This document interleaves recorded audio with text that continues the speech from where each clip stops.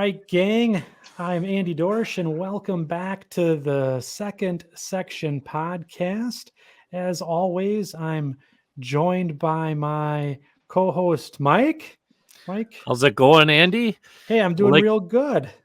That's good. We got a pretty special thing tonight. This is going to be the first one of, should we say, organized chaos? I would say maybe. I think you'd want to say organized chaos. I think that's a good thing to call it. We're going to call it Broken Rail. Yep. And it's I guess you could call it a public forum, semi-public forum. Yeah. And tonight we are going to be joined by 5 individuals in the model railroad industry or hobby, and all of them create content online. And that's what our discussion tonight is going to be, is content creators. Outstanding. Yeah. So the section crew that we have with us are loyal fans from our podcast here. They've joined our Facebook group, and they've participated in some discussions about what their favorite content creators are. And we said, well, that sounds like a real good idea for a show. And I think Paul and Shawn and Bob and William all kind of got together and said, hey, you guys need to do this. So tonight we're reaching out to our group here. So if you want to do this in the future, sign up on our Facebook group. And that's under Second Section Podcast. And then we'll go ahead and introduce the crew that we have joining us tonight. So Shawn, you're back. Yes, you want to say hi and introduce yourself? Yeah, so I'm Shawn Hoppert of Shawn's Trains on YouTube and on Instagram. I am the Chicago Milwaukee Northwestern on Facebook. And I've been making stuff on YouTube for almost 10 years now. And it's been a fun ride up and down the roller coaster of having time to do it, not having time to do it, new products and stuff like that. And it's been exciting, and thanks for having me on. This is probably the most fun you can have with friends when none of you are in the same area. and you'll get your $20 after the show for saying that, Shawn. So thank you. Train Who money. agreed to 20? All right, Paul. In my Hollywood Squares box, you're next. You care sharing a little intro with us? Sure. Paul Cassar, or Cassar, depends how you want to pronounce my name, from Sydney, Australia. My content is I run a page called the Riverbelt Line on Facebook, but I'm also the administrator of HO Scale Shelf Modelers, which we have a following of 7,500 members now. So it's growing at about 1,000 members a month, and also an AML member. So pretty active there as well. Yeah. So I know for myself, I truly appreciate your Facebook group that you have out there. There's really some good posts, some good modelers out there posting content onto your page. So thanks for administering that. That's nicely curated content. Yeah, we're pretty lucky to have some fantastic modelers in that group. Sure. And then did you want to talk a little bit more about your railroad and your personal page? Just kind of give a plug for that, and what are you doing with that? Sure. So I have a HO scale shelf layout. It's freestyle, basic freelance proto, but I model Mopac, Norfolk Western, and MKT, and you can just see a little bit of the layout there.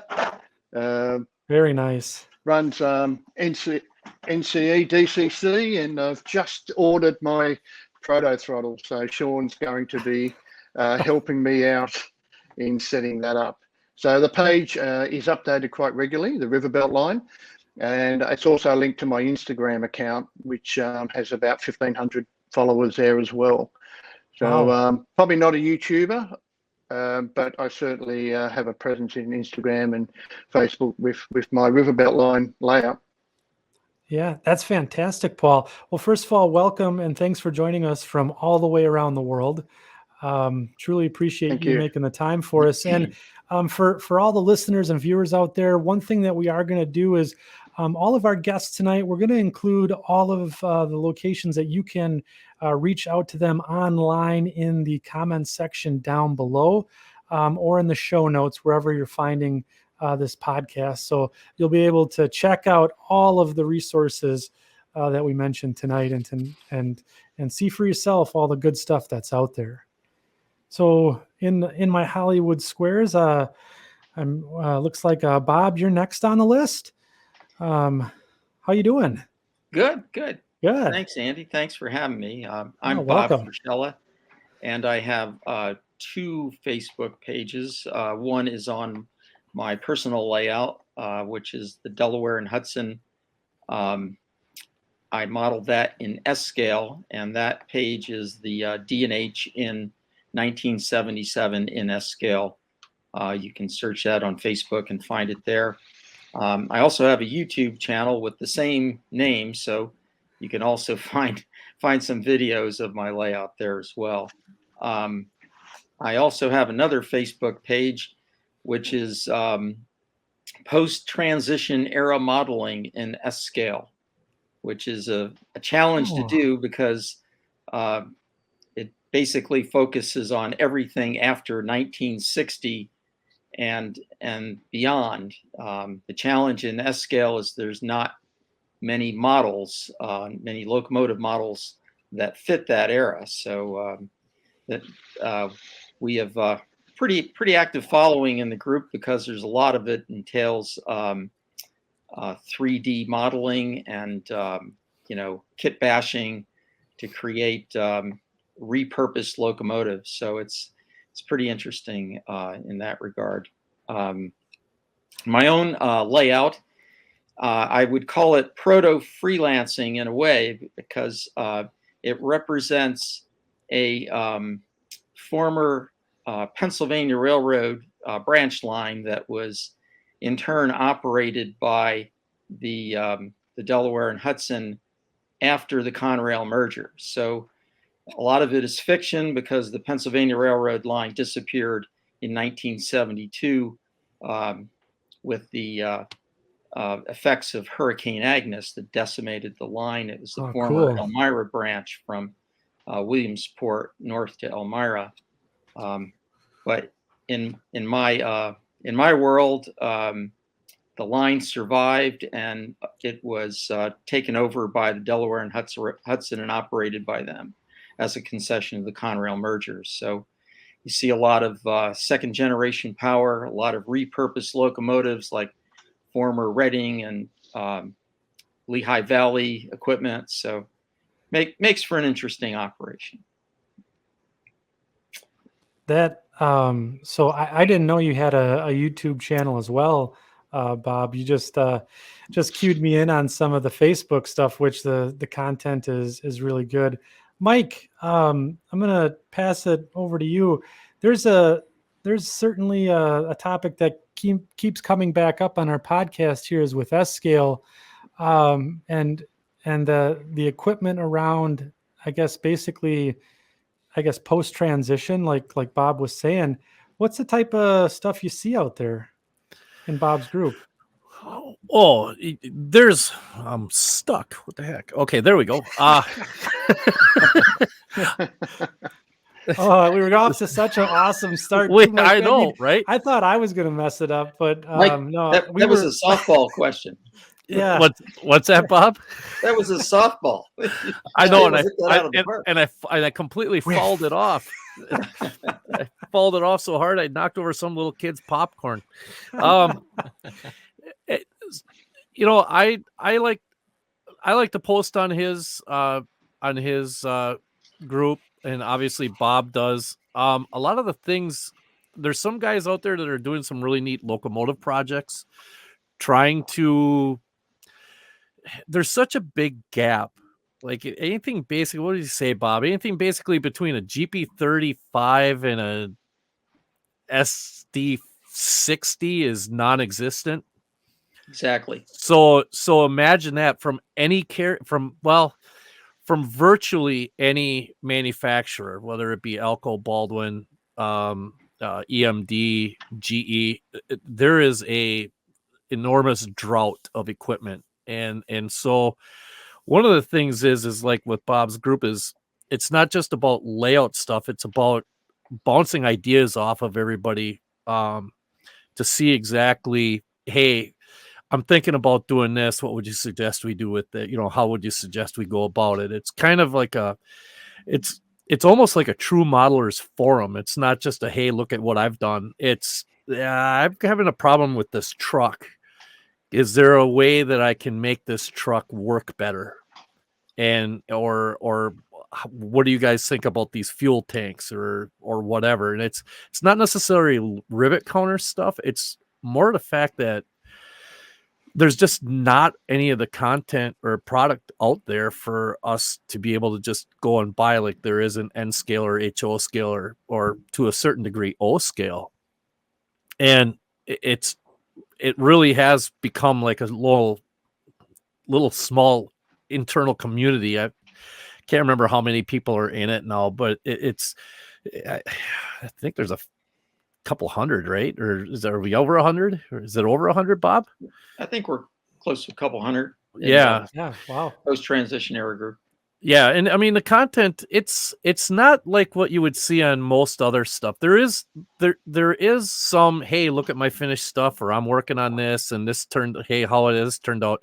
But a lot of it really does turn out to be, hey, I'm trying to figure something out, or I'm trying to do this. And it's a really nice little community, a group of people that, and everybody gets along with everybody. That's one nice thing. I don't think there's a a mean bone in anybody's body on that group. So You better not let me in then. yeah, you have to come over to S scale in order to get into it. I'd just be there to cause trouble, Mike. That's okay. That's fine. Oh, that's good. Very good. And then we'll pass it over to William Sampson. Welcome. Well, thank you guys. I'm William Sampson, and as far as the content that I create, generally on YouTube, I do Sue the Milwaukee Road, which is covering kind of my railroad. And the style that I generally do is more documentary. It's not showing the answer, every technique that's going to be the right way to do it. It's just a technique. So I go from everything from weathering to decoder installs and that sort of thing with my railroad. And then I also on the same channel cover my dad's railroad, which we call the GN in 1970. 70s. That phrase is just iconic because I end up adding that into the episodes, but it's kind of an inside joke with my dad and I. But those are the two on YouTube. And then on Facebook, there is a Sue the Milwaukee Road group, but I generally just post that as kind of redirecting content to be able to throw it towards the YouTube channel.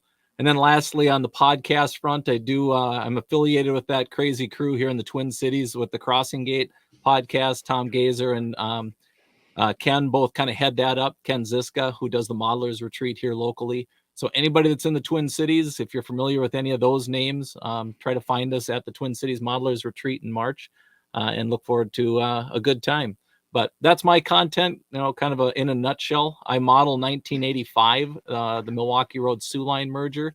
And I picked that era just because that was what I grew up seeing, much like you guys. I mean, there's always something that we see growing up. And I think a lot of times that's what influences us. It feels like most guys model, maybe it's their childhood era or those years. And I draw inspiration from that. I grew up with the GN in 1970 since I was a little kid. So I've been in model railroading my whole life. So it's kind of it in a nutshell. That's my railroad world. And that's what I've, created as far as content is concerned. One That's of the most, fantastic. my favorite YouTube channels is William's Sioux Line. Well, thank you, Paul. I appreciate it. And I think, I don't know what direction this podcast is going to be going here, but if we're going to go off the rails right away, I got to say this whole group collectively, I mean, I respect everybody that's on the panel. Bob, this is, I think, the first time I've met you, but I've seen your work, and it's exceptional to see. You S-scalers are different animals because you're diving into stuff that is basically starting from nothing, because a GP35 to an SD60, we're talking 1964, 1965-ish for a GP35 until an SD60 coming out in 85. You guys are missing 20 years with modeling. 20 to 25 years worth of locomotives, and it would be a lot easier if there was is it Hanjin, Bob, that did the SD7s or SD9s? Yeah. And I think they made a total of like 50 or 70 of them or something like that. So trying to find one of those, they go for a lot of money. And then you try to, so if you want to do something like, let's say you wanted an SD35, yeah, you're going to have to create and make the trucks yourself, which means creating the gearbox, figuring out the gearing, doing all this stuff all from scratch. Well, it's Overland produced some second generation models back in the early 90s. Yeah. But it was limited production. They did the GP38-2. They did an SD40-2, which, there was only a couple hundred produced, and it's a very popular model and would be very popular amongst S-scalers. They did the tunnel motors, Bob, right? The tunnel motor as well. And Bob, help us out from a figures standpoint. If you were to try to get your hands on one of those, what might it cost you? Well, if you can buy one, probably an SD40 would be upwards of $800 to $1,000. Oh, wow. SD40-2. Yeah. Yeah, definitely. I mean, there's rare as hen's teeth, but some of the things that I've been doing is using the American Models drive, which is basically an EMD drive, and they make an EMD side frame. And I've been creating GP38-2s and GP39-2s by 3D printing the body shell and creating my own frame. And I've created several locomotives that way.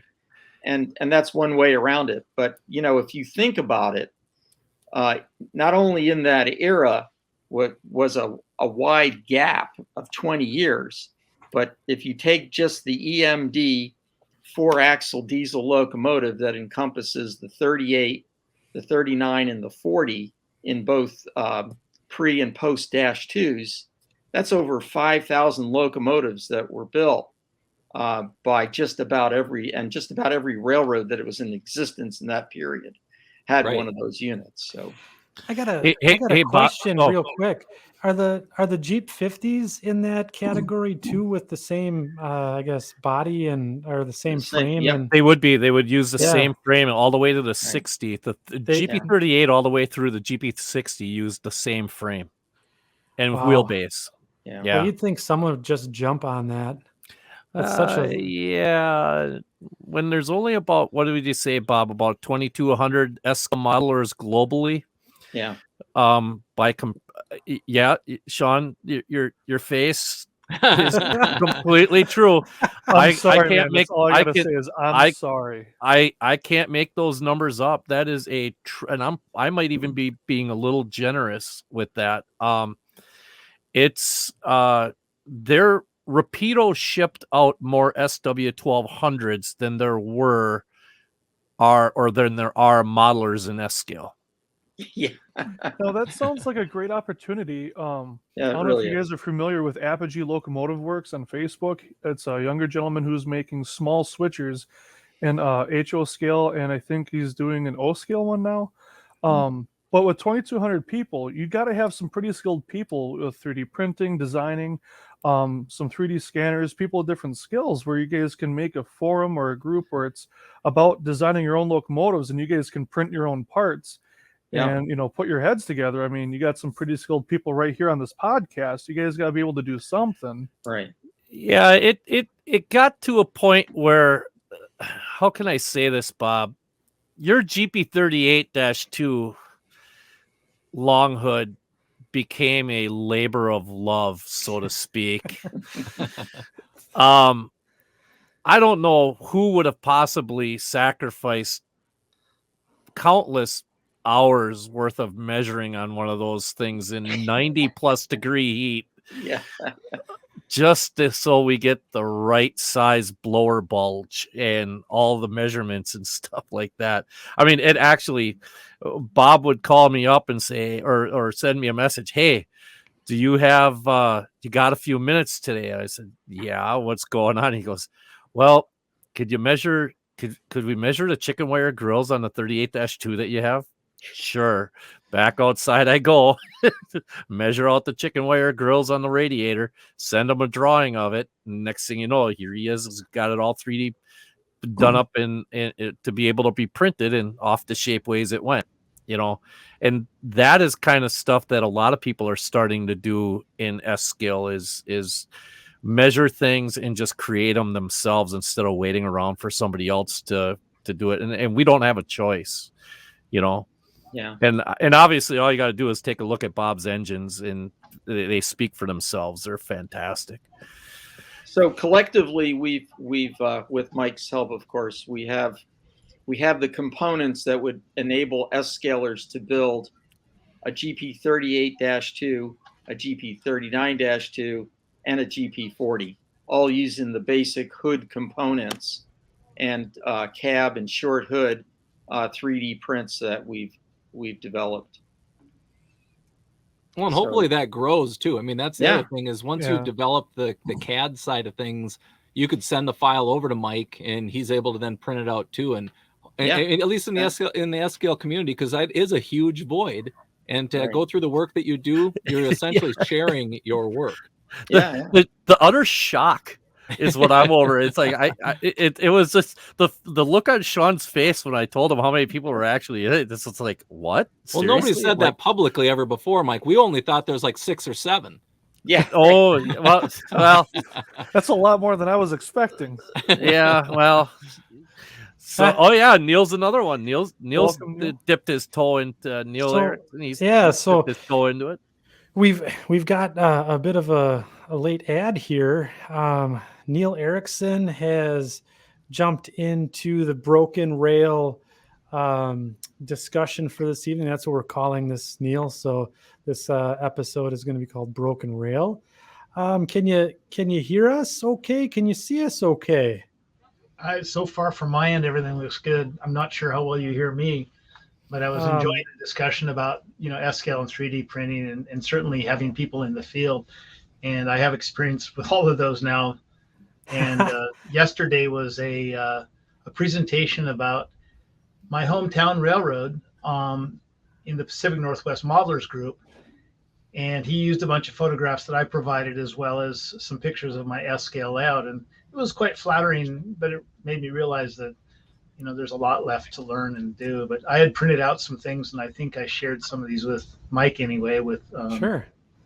Some wheel stops. I made the Hayes Western wheel stops, and I still owe them to you, Mike. Sorry, I'll get them out. So Neil, while we're just on the tail end of our introductions here, and we've had our first tangent or segue or spirited discussion here. So what I'd like to do here is just back the train up just a bit here, and let's connect back to Neil here on the caboose. And Neil, if you'd be so kind as to give yourself an introduction to our listeners and viewers out there.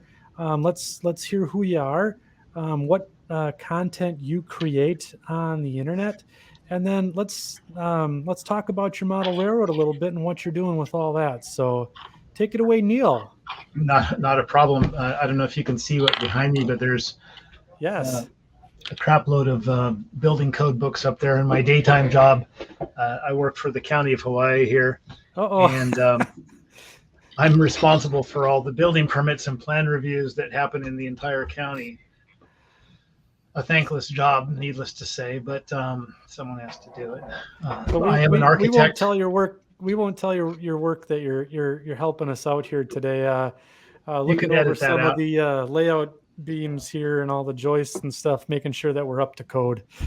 I was ready to jump on earlier, and of course I get a call from my boss, and then his supervisor walks in the door, and we have this discussion because I was online.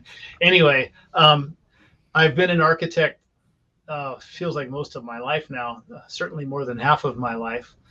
And my father was an architect, and I grew up working with him back in my hometown, and it led me to meet a woman, and I followed her to law school in Los Angeles, and that led to us to moving to Hawaii. And I've been here now 31 years. And back in the day, I modeled HO, did a lot of historical research in the areas that I was interested in, and traveled a lot more than I do now. there's no trains in Hawaii, so not much chance to go out and do any rail fanning. But I've developed a really keen interest in what was on Oahu, which is known as the Oahu Railway and Land Company. And the Oahu Railway and Land Company was developed mostly to sell land, but it was a fascinating railroad, a Class 1 railroad, 3-foot gauge, and they had some beautiful locomotives. I mean, K27s, K28, C25s, a bunch of really classic little engines, like the tunnel shay, and 3 truck shays that ran up into the branch.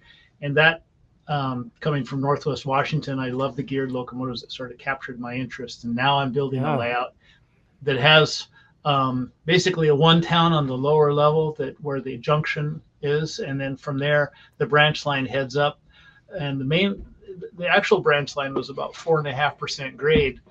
Our little engines and trains don't really scale well, so mine's about 3.5% grade. And so it's going up to a second deck, and I'm going to use that little time frame when they use the shays to haul trains up there and switch out the pineapple spurs and the other canneries and whatnot was up there. And one of the things I learned that was quite interesting was they hauled a lot of manure for fertilizer. So I'm not sure how I'm going to model that yet, but we could certainly get the olfactory effect because of I live on a farm out in the country. No, I probably won't do that. Never mind. Anyway, I'm modeling in ON30, so it's a compromise, but there's a lot available and it's been a lot of fun. And during COVID, I went sideways a little and kind of got frustrated, tore out my layout, and I started building in S-scale. And like I mentioned, I was doing it based on my old hometown railroad in Washington State. And last night I found I'm probably the only guy in the world that has a locomotive that is painted and decaled for that railway. So that was kind of fun to find out. But that's pretty cool. There it is, the claim to fame right there. Well, yeah, I suppose I had to get back to it, right, Mike? Yep. So, well, thanks, Neil, for joining us tonight. And the premise of the show this evening, we're going to be talking about our favorite content creators. And you yourself have a Facebook page, right? I do. I have a YouTube channel and a Facebook page. And I also post on the Model Railroad Hobbyist Forum. It's hard to keep up on everything, but lately I've been creating more content just because people ask me what I'm doing and how do I do it. And I'm really fascinated with battery on board, dead rail. Yes. And lately, the last post I made was using a Neil Stanton drive from Australia that allows us to charge the batteries while they're on powered rails. Right. Ooh. So it runs on DCC. I can run them alongside my DCC locomotives. And when it has power on the rails, it will recharge the batteries. But no problem going across dirty track or dead frogs. And so I wanted to show everybody how I do that and how it's wired and what kind of equipment I use. So that's my latest on the same name, Neil Erickson YouTube channel. Put that on the list, Andy. There's another show. Yes, there's the dead rail and how we come to love the powerless frog. That, by the way, is controversial in and of itself, right? The word dead rail. My wife doesn't even like it. So whatever. A battery on board, if you want to call it. Yeah, right. So just for everyone's notes there, following along out in podcast land or watching us on YouTube. Again, we'll have all of the creators that are on the show tonight, all of the links to their YouTube channels, Facebook groups, blogs, all that fun stuff. We're going to post that down in the description or the show notes so you can go check them out. Make sure you guys give them a like, subscribe, and join their groups and tell them you heard about them here on the Second Section podcast. So in a former life, I think I was a radio announcer at some point here, but just in the groove here, giving the shameless plugs for our own show. So I guess we were having our first discussion here talking about S-scale and the labor of love on creating shells for models, and then Neil, you joined our group here. And with the introductions over now, I'd like to get to the meat and potatoes of the podcast. So prior to the show, we did a little bit of research, and we had all of our guests on here tonight come up with 3 creators that they find inspiration from for model railroading. And I wanted to bring them on and have them share and talk about, not only just tell them, what it is that they like, but why are they inspired by it, and what are they really, what really draws them to follow their content, model railroad or other.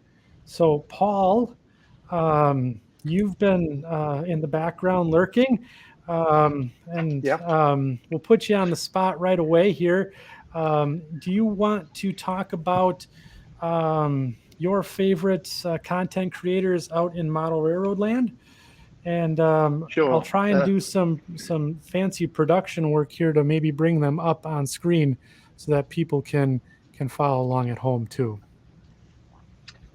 Okay, well, the first one, which is a YouTube channel, and I probably rate it as one of the best I've seen, is Boomer's Diorama.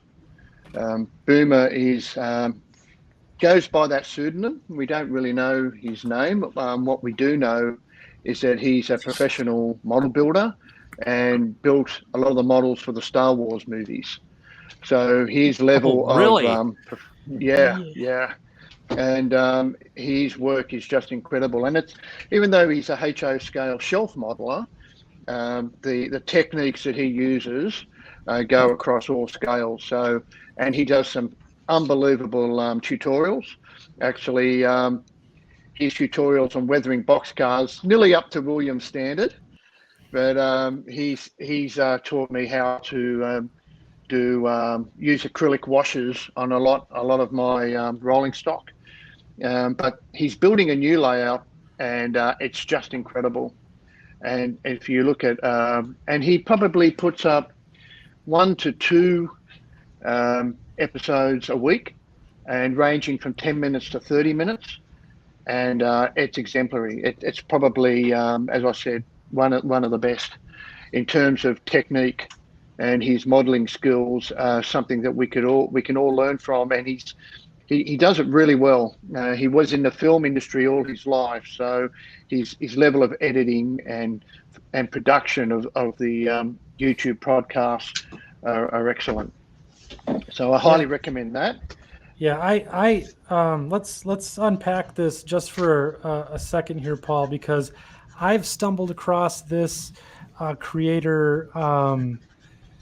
Oh goodness, was maybe 6 months ago, and he had maybe 3,000 subscribers and a handful of videos, and his channel has really taken off in the past few months here, and some of the different topics that he covers are just, I mean, they've inspired me to change how I'm looking at building my model railroad here with the Mascoutin Valley, and I'm certainly trying to copy some of his techniques. So, I mean, this guy is good. And even his latest on how to make trees is just incredible. And he's building this barge. He's modeling a Canadian area, and his scratch building techniques using styrene is just amazing. He basically builds everything from scratch. And even some of the tools and some of the things he's made, I've copied here, and there it is. There you can see that's all that scratch built. Yeah, this is the barge slip here. Yeah, it's really cool, and he hand laid all. I think he hand laid most of the track on this shelf layout, and then he's got. If you see here, the water that he's done in here. And he makes a point to not use resin at all. No. He uses paints and artist gels to create that look. And that was one of the techniques that I employed on on my Chicago and Northwestern marsh line, on the module that I'm building. It's a modular railroad that I'm building. I use that for the shallow marsh scene to do the water, and it came out phenomenally. And I don't even know if that's a real word, but we're going to call phenomenally is the term that I'm going to use. It was really good. And the next thing that I'm going to try and tackle is how he makes these conifer trees in the background here. Yeah. They're really, really exceptional. And one thing to say too about the Boomer stuff, my dad recently had pointed it out to me, and I wasn't familiar with it, but he shows you the tree creating technique, as Paul alluded to. But one thing that's to note is he's only been around for, I think you said he went from 3,000. I don't know what his number is at now. But as viewers ourselves, I mean, all content creators or anybody that watches a video, I mean, hitting a like does help. Putting a comment, it helps. To be able to push this stuff out there, to encourage modelers that maybe aren't necessarily putting out top-notch, movie set type modeling, hitting the likes, hitting the comments, and pushing the content, sharing it. Even if you look at it and go, oh, that was neat, and you put that stuff out there, it just lets more people see it, and that's what spreads the hobby. And Boomer is just, I mean, man, his name says it all. I'm guessing he's a baby boomer or something to that effect. Yes. But his work is explosive, so I'm just going to say it's booming. A boomer is actually a railroad term, right? It is, yeah. What is it? It's a guy who would travel around from railroad to railroad and taking on whatever jobs available. And so, they were kind of the hippies of the era. Oh, okay. Well, learn something new. So we'll have to ask him which one he falls into of the categories of boomer. for the boomer. Yeah. I gotta say, the first time I watched his channel, I was watching him make that building in the background there, and it's just incredible what this gentleman does. It's inspirational to say the least, and it helps me. Like, eventually I want to get away from the cut and paste. I want to start making my own models and work towards scratch building and stuff eventually. But it's incredible, and it's stuff I want to learn, and he gives it the ability to do that, I think.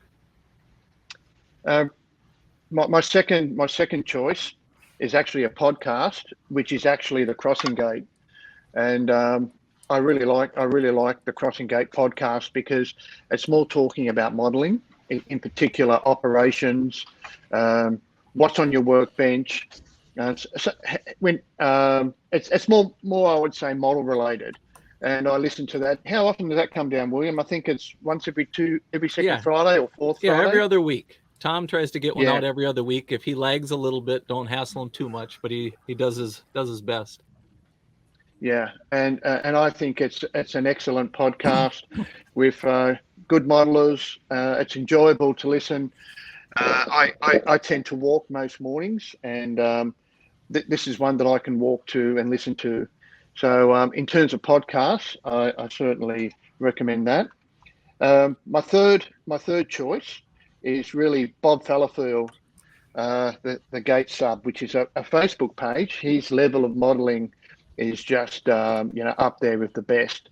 But Bob also has a YouTube channel, which is the Platform, and which he's about to release a new series, and that's a good one to watch. So they're probably my three, and I do have to throw in one, Andy, which of course is the AML, A Modeler's Life, that I think all of us are involved in, which is a great fun, lots of enjoyment, and a good podcast. There's not too many. There's plenty of YouTube channels, but if you want just a podcast to listen to, there's only now 2 or 3 left that are just purely audio podcasts. So yeah, this is Bob Fallowfield's Gate Sub, and just incredible. Yeah, look at look at this picture that Bob posted here. I really like the scenes that he puts together.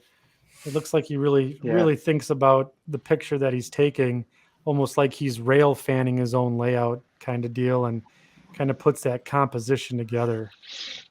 It's one of those, he's one of those type of modelers, I think. When you're scrolling through a feed, you can see it and know it's a Bob modeling Yes. scene almost right out of the gates. It's the flavor to it. Yeah. It's the locomotives. It's the framing. It's just, they're cool. Bob does Yeah. a nice job. I mean, you can see the reflection in the river on this one down at the bottom. I mean, his modeling is really, really good. I mean, that cool. does not look to be a model. Look at the realism is Right. just at, you know. yeah, I Elcos agree. just need Incredible. exhaust, though. I mean, just belt and That's right. exhaust. That's what we need in modeling Yeah. now. Here we go. So here comes the rivet counter, right? So he's got that going through the crossing. Where is the exhaust? Yeah, that's right. Alcos typically wouldn't have a lot of exhaust if they were actually under throttle.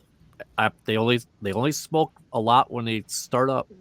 Well, that was just pulling off the crossing there, Mike. I see they just were sitting short of the crossing. He just Oh. just right out of here. Here's Oh. the depot here. They just got lunch. That's They right. just stopped to get lunch and make a phone call quick. And See, I see it as he's going so fast that he doesn't have time to stop. They're in a hurry to get back so they can get tied up and go home.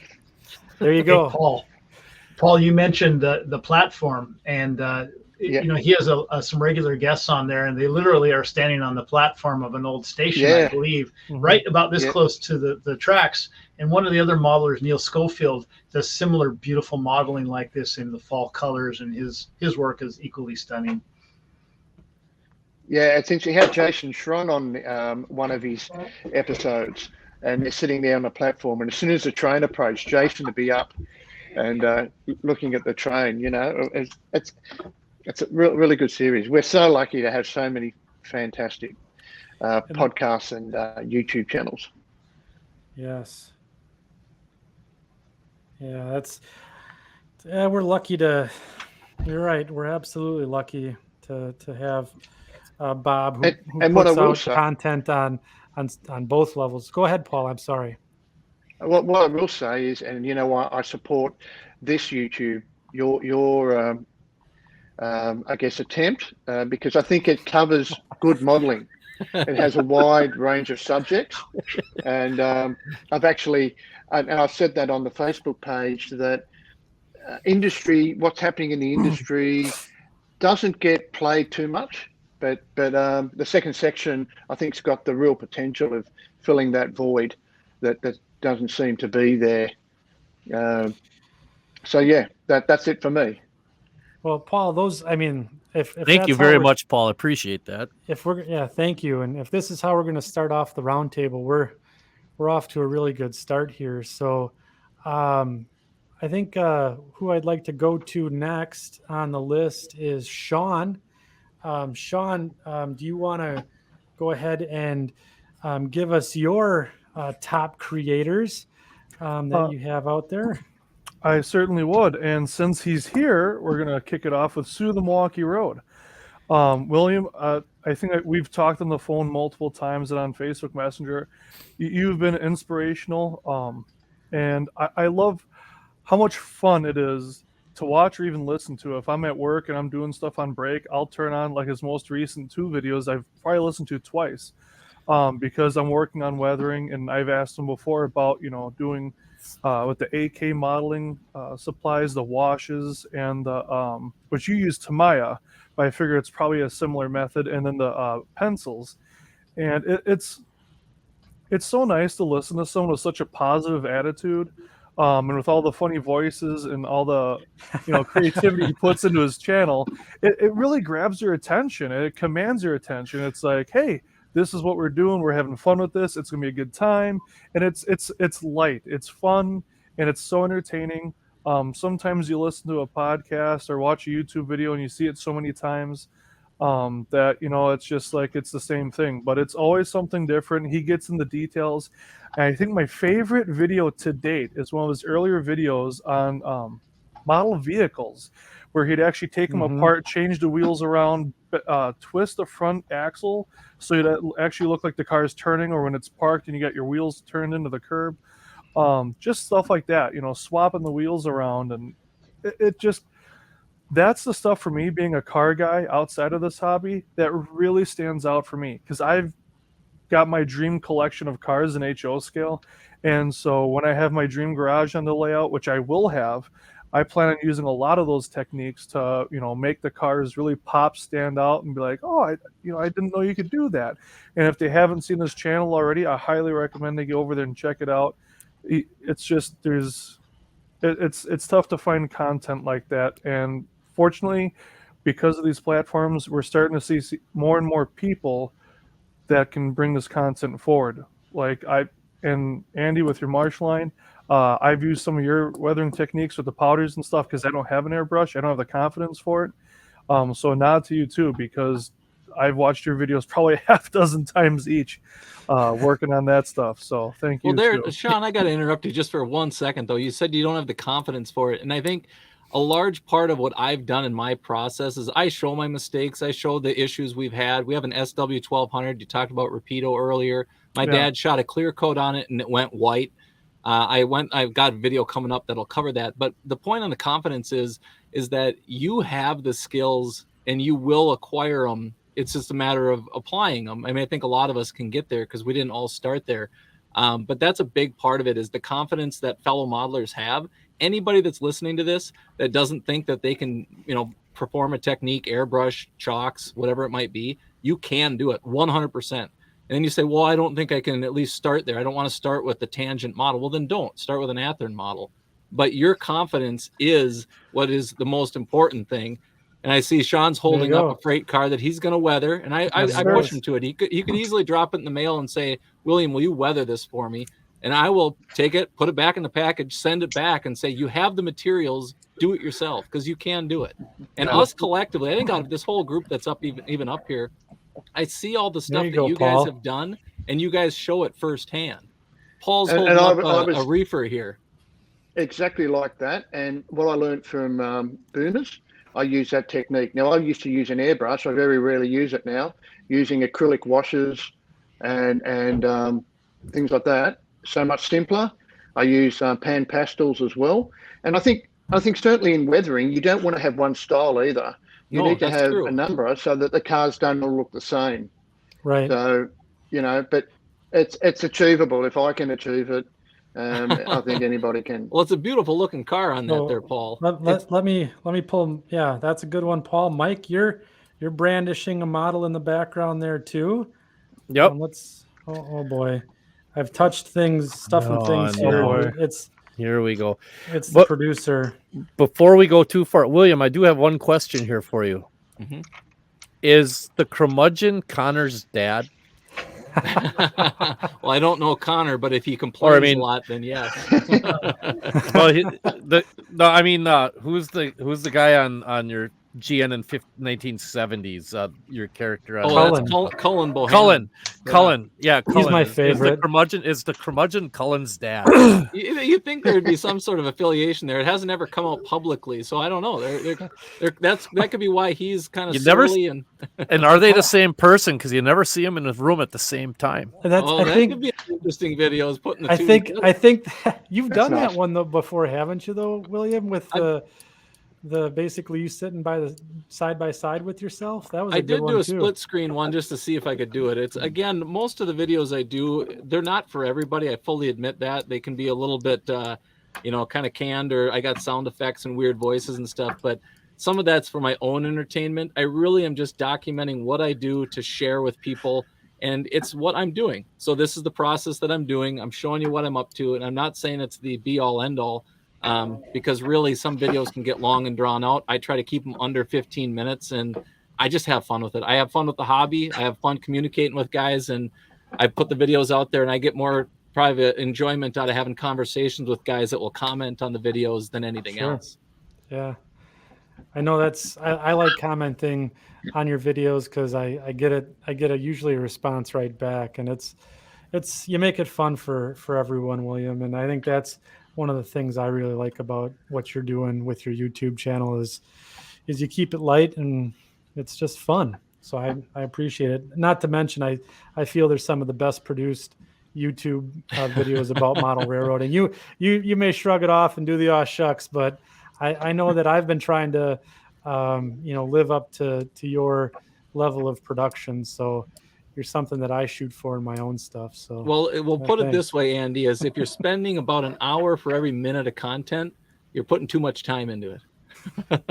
An That's hour for roughly where every I kind of minute. figure if I can keep it under an hour for each minute, that's pretty good. Yeah, that's And good that stuff. counts modeling, video, taking pictures, all that stuff. But it's just, have fun with it. Yeah. All right, Creating Shawn. content takes a lot of time to video, photograph, get up, edit. Yeah. I imagine even this podcast takes some time. No, we got it down to a science. This goes right out. Yeah. So Editing. What's editing? I don't even know what that is. No. Just watch my YouTube channel. Yep. So have I lost my time for my other two content creators? That's it. You blew it. You blew it, Shawn. That's it. No, All right. I'm trying to bring it. I'm trying to bring us back here to the ranch. Shawn, who else do you have out there? I'll try to keep it quick. DJ's okay. Trains on YouTube, another fantastic creator. Very easy to listen to, very simple explanations for stuff. He does a lot of N scale. He's had a few different layouts. And another thing he started recently was a lot of drone videos explaining stuff about the railroad, how it works, how you can model this, how you can replicate that, and given an engineer's perspective with some of this stuff. I mean, he really does an amazing job. And of course, you can support him on Patreon. Of course, like, share, subscribe like you can for any of us. And I've, helped him out on PayPal a little bit because he did a video that really helped me out with a couple of things. And he's really easy to talk to. You can talk to him. He'll shoot you a message back, maybe not right away. But just like with William, easy to talk to, easy to listen to, very insightful and helpful, and just overall great content. He's a CSX engineer, isn't he? Yes, sir.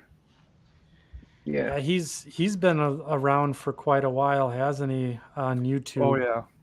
Yeah, he's one of the originals. That I think he was one of the first channels that I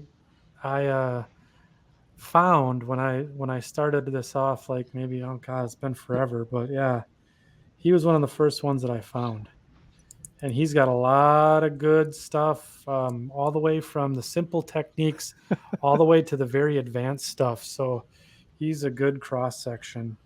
Oh, absolutely. And then I had to say my last. Someone Go gonna say ahead. something? No, I'm done. Oh, my last one is actually a Facebook group. It's the original Model Railroading, as it's organized by Al Judy. He's an ON30 modeler, and if you have seen his stuff, it is unreal. Just beautiful artwork. Al Judy, that name's familiar to me. He posts a bit. He's a very consistent poster, and he's got a nice group. He keeps everything nice and tidy for how many people are on there. And you see a lot of stuff posted to model railroading, but there's a lot of good stuff too. It's where you see some of these modelers who have grown up and educated themselves and become a William Sampson or a Paul Cassar or a Andy Dorsch or Mike O, whereas I'm still cutting and pasting out of the box. You see these people growing from that, and it's beautiful. You see the 3D printers, you see the kit bashers, you see the people who have started from nothing and have really made something. You see the budget modelers, you see the people with all the pennies. It's such a spread. There is something on there for everyone, and it's probably my favorite page to just scroll through. Absolutely. It's model railroading, man. It counts. Right. You get to see it all on this page. And then there's some comical stuff that comes up every now and then too. Oh yeah. Shawn, you beat me to Al Judy because he posts sometimes more than once in a single day on Facebook pages, and his work is really, really good. It is.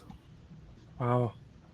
Some cool stuff here. Oh, looks like we're about to do some weathering here from the looks of this picture that we have up. I think we should put out a challenge. I think at some point maybe we'll have to all come back on again, and we'll all sit silently and watch Shawn weather up a car, and that way we'll have him on and he can do the live weathering, and we won't say a word. We'll have him up on the big screen, and then we'll all just sit here quietly, all staring with intent. And then at the end, we'll give him the honest critique of that he did a great job. Andy, what it'll be Shawn grabbing like a little bit of artist oil and a little turpentine, and then just before he goes and puts it onto the boxcar, he'll be look up at the camera and we'll all be going, Don't do that. no, don't do it. Well, what I'm not going to tell you Yeah. is I'm going to have these headphones No. on with an earbud underneath, and I'll be listening to William Sampson There you going on go. about his M&M's covered hoppers or his CB&Q hopper he did recently. Next thing you know, oh man. So I know we're getting on past our hour time limit here, so we're gonna keep the fun rolling if that's fine with everyone. I know we haven't talked to anyone.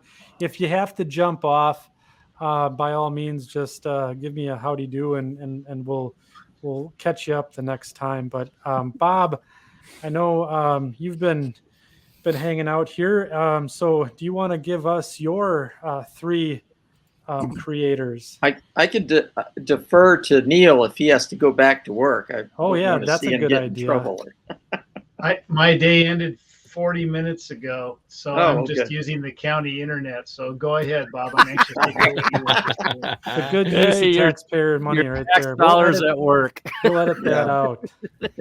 Yeah. Well, for me, one of the most influential Facebook groups out there is Mike Confalone's Allagash Railway. I mean, Mike's familiar to mostly all of us. He's been published extensively over the last 10 years in Model Railroad Hobbyists and other publications, Great Model Railroads and whatnot. But what impresses me most about Mike is his ability to create a scene. I mean, you look at the photos, his layout, and you swear you're standing there in the middle of Maine. His railroad is proto-freelanced, but it's based upon real towns in Maine. And probably if you drove to those towns, you'd wonder where the tracks go. Right. But it's what I also like about it is he chose to model a what he calls mud season in Maine, which is late winter, early spring. So all his trees are bare, usually cloudy weather and remnants of snow on the ground. It's just very unique, but the realism beyond imagination in terms of how he created this layout.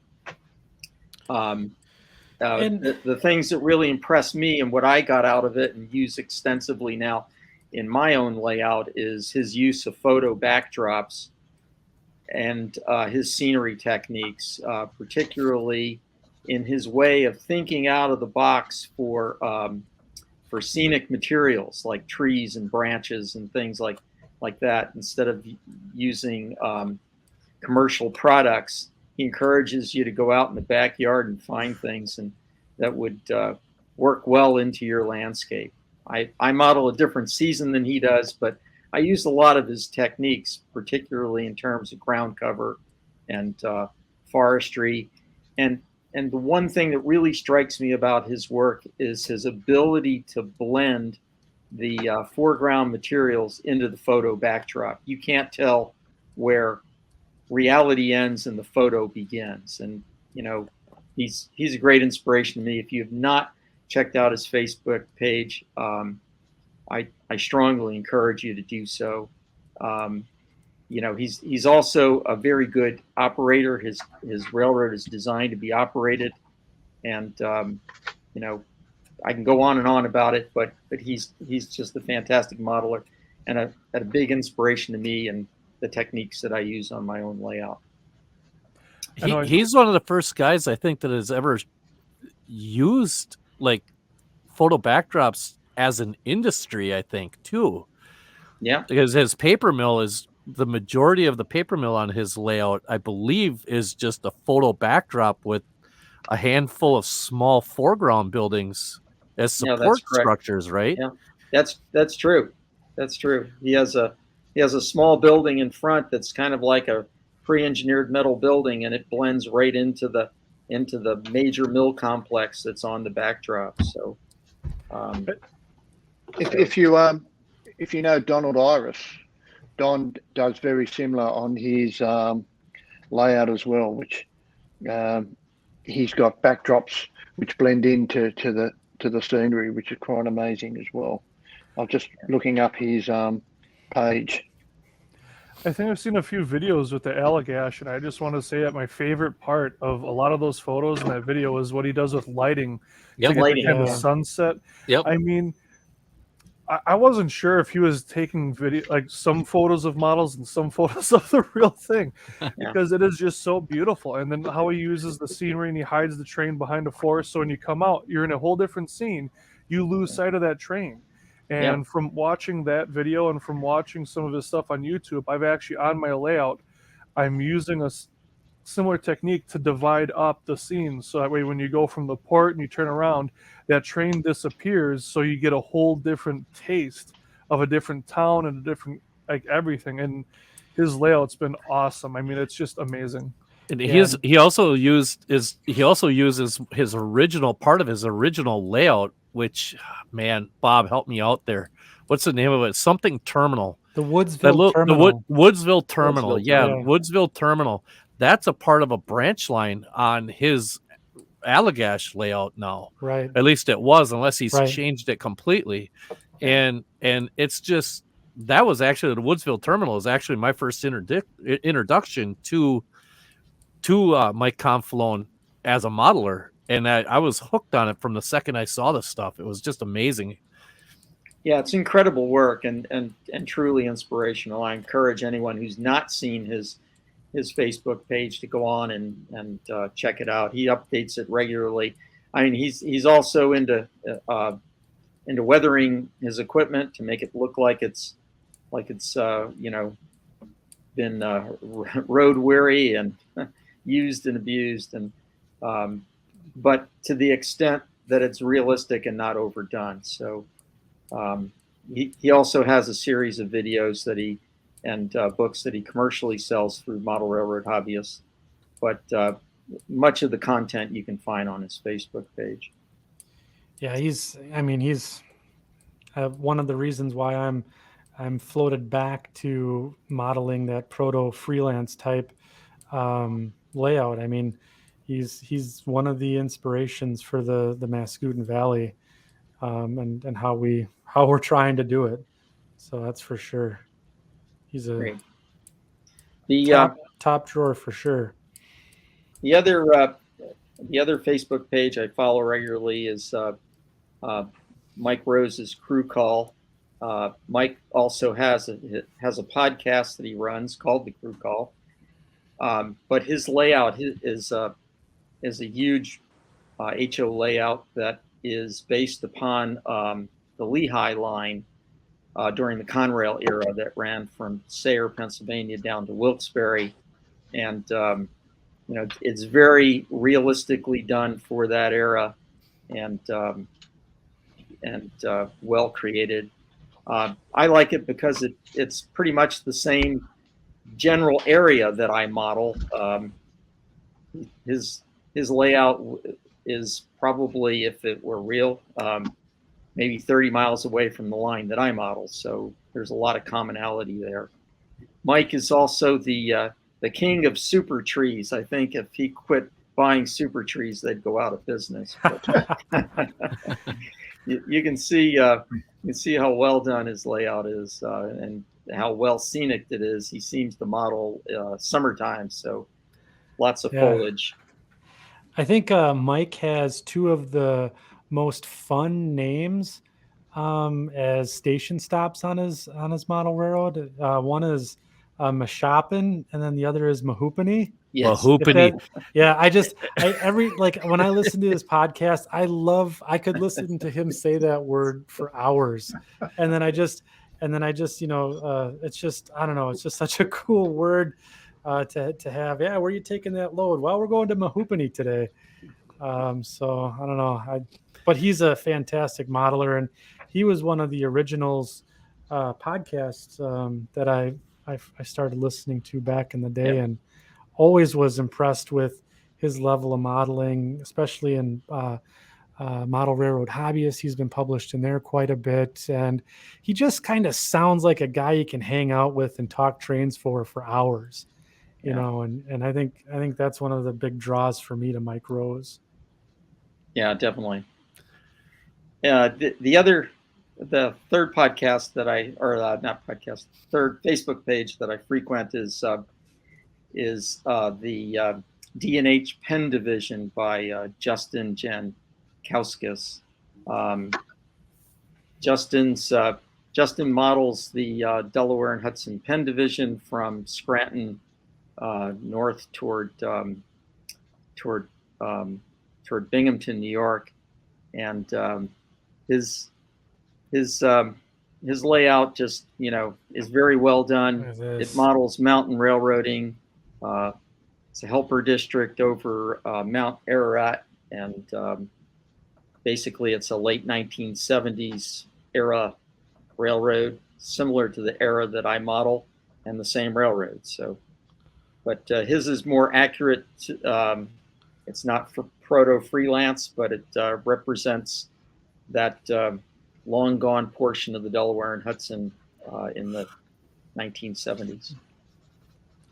Now, does he have some affiliation to Mike Rose and Mike Confalone as well? Are they all kind of part of the same group of modelers that hang out together? I don't believe that Justin is part of Confalone's posse. He's Justin lives in Georgia, so he's sure. I think he's been on Mike Rose's podcast, but I don't think there's any affiliation other than a common modeling interest. Okay. But yeah, he's quite the modeler, that's for sure. Yeah, and he has pretty accurate representation of that portion of the railroad in that era. So it's very inspirational. It's kind of the last gasp effort of the D&H before Guilford, and before they abandoned the Penn division and moved over to the former Lackawanna line. So it's if you haven't seen it, I encourage you to check it out. It's a very, very good Facebook page, and he's an excellent modeler.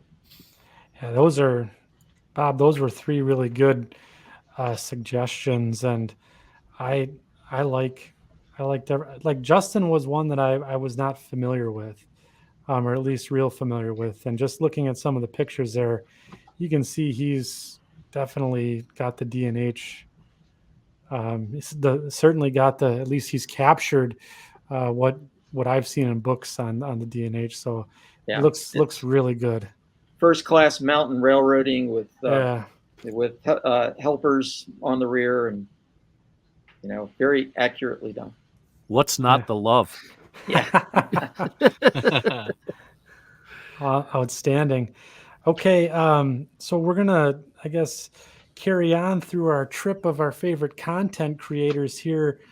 Neil, I'm gonna pass the microphone over to you. Why don't you go ahead and give us your three, and I'll try and do the production behind the scenes here. My interests are very different from everything we've seen so far, with perhaps the exception of Luke Towan. Luke, his work and his tutorials and the way he presents things are just well done, and his modeling is great. And it's not specific to railroads, although they often do include railroad scenes. But I love, the scenery he creates and the animation, and it's worth looking at. And I'm not sure if I gave you the link there, Andy, but yeah, I'll bring it up right he's now. He's prolific as far as putting out videos, and I think they're worth watching. So I think that the whole model railroad is scenery to some degree. Scenery, buildings, bridges, even our trains are part of that scenic element. So if you talk about laying down track, you want to make sure and remember that it's scenery too. Luke does a good job of touching all kinds of stuff. A lot of oddities, like he did chain link fence, and if you would do chain link fences, I learned from his video, it's fantastic. He shows exactly how he does it, and you get a great result. I like the fact that some of his modeling looks, it's clearly from Australia's point of view, I think, but it looks a lot to me like Hawaii, where you have these big eucalyptus trees and, the rural things that go on. But he also has some city scenes that are just stunning, and I just really enjoy when those come out. And frankly, I don't watch a lot of YouTube videos, but his is one that I try to catch. and his YouTube videos are, I mean, they're all well produced. He gets right to the point, and gets to the modeling, and doesn't dilly dally about. And I really appreciate that, because some of his videos can be up to half hour long, and he gets right to the techniques, and clearly illustrates it and doesn't let it drag on, and well paced videos, and he does a great job. Sometimes he'll fast forward through things that seem repetitive or whatnot, and I've learned to do that in my own. I don't like to do half-hour videos. I mean, for me, 1 minute to 10 minutes is about right, and occasionally longer. But you can see his are roughly a half an hour each. It just, unless you can keep my attention like he does, I don't watch him videos that long. Yeah, for sure. He's one of the guys that I've learned a lot from, and has given me the confidence to try things that I normally wouldn't try. That's for sure. There's that word again, confidence, Andy. Yep, that's right. Well, the other two are very different, but I didn't mention that I started out building models for architects before I got involved in the idea of confidence of build yourself a massing model and then start adding to it. It's just doing stuff with cardstock is fine, even styrene if you're comfortable with that. But that's one way just to start getting the feel for structures, their size, their proportions. Don't be afraid to cut up some cardstock and give it a try. I need to do a video about building scale models, I guess. There you go. Anyway, the second guy, very different, Laurie McLean, is known for his animation. And he does some crazy stuff. And I understand underneath the hood of some of his models, is this massive wiring, batteries, servos, wires, and everything that make things happen. And if you can find that, Andy, Laurie McLean has crazy stuff, animate effects, right? Yeah, and look at this. He has, people waving out of a car, raising and lowering it's real common for him to have a conductor or somebody raising or lowering a light or on the side of the road. He also has entire little bands playing all the instruments, and they might be in town or going through on a flat car or something. It's crazy the kind of stuff he comes with. I love watching that animation. You don't need to watch the whole videos, but enough to get you inspired to try something a little out of the ordinary, and it adds a lot of life to the models. Well, talk about confidence, right? That's getting us subscribed right off the bat. I was not subscribed to... No, that's interesting. I know Mike and I had talked in the past about, he says locomotives shouldn't have people in them. Isn't that right, Mike? Yeah, absolutely. I am not a fan of people putting modelers putting people into locomotives. I am just not a fan of that. Now hold there for a second, Mike. Now this guy that Neil has brought up will actuate them. If you have a locomotive that has an engineer in it and you can see the guy's arm moving forward as he throttles into notch 8, are you still okay with that? As long as as long as that's the only direction he's going. What happens if he needs to back up? This guy might actuate him throwing it into reverse. Who knows? It's not uncommon for this guy to have the guy's head turn and look the other way. See, it's really very cool. Interesting. Very cool, Neil. I'm gonna have to definitely take a look at some of his animations, and I may end up having to change my opinion on this. We'll see. You should, because otherwise you're looking at ghost trains, and I don't like that anymore. I was just gonna say that. Who's driving the train, Mike? Ghosts? Yes. Tinted windows. Tinted window. Tinted windows. If you have one of these, you're the one driving it. Yeah. Yeah. Right. Well, speaking of which, the last guy, Dave Bodnar, he is probably best known for his exploration of DCC++, right? And creating ways to control trains wirelessly, many different trains at the same time. Basically how to program your Arduino along with a H-bridge to run trains or more than one train. He has some really innovative ideas, and he was probably the first one I started following when I was learning more about running trains using alternate methods. And my interest in dead rail. But this guy takes things to a whole nother level. And I think that he must have been a big influence for Jeff Bunza on the MRH forum, because, you know, Jeff took some of these ideas and made it real easy to understand and create throttles that are, he even calls it a simple Wi-Fi throttle. But Dave does the same thing, and he shows you how to build them. So if you haven't seen this and you're interested in electronics like I am, you might find this fascinating, really. There's just from beginning with really simple ideas to very, very complicated ideas, but he keeps coming back to something that's you can do. It's very hands-on. Wow. So I really enjoyed that. So this is certainly a different take and a different look into different aspect of model railroading. A lot of what we've shown today is, you know, from the aesthetic side, but, you know, this really dives into what you've chose here on the animation and, you know, the different types of electronics about bringing the model railroad to life. And what I didn't note is that Laurie McLean is using DCC to control all of his figures or animation, Really? right? And Dave is showing you how to do that. Wow. Did you choose that theme, or did it just happen to kind of pan out that way? the battery and electronic side of the hobby. I think it's because at some point I got interested in large scale railroading, and I was outdoors, and really the best way is either live steam or battery power. And then from that, it just one thing led to another, you know, and adding sound to me was a big plus to that. Is Dave Bodnar from the East Coast? I'm terrible with remembering stuff like that. I don't know.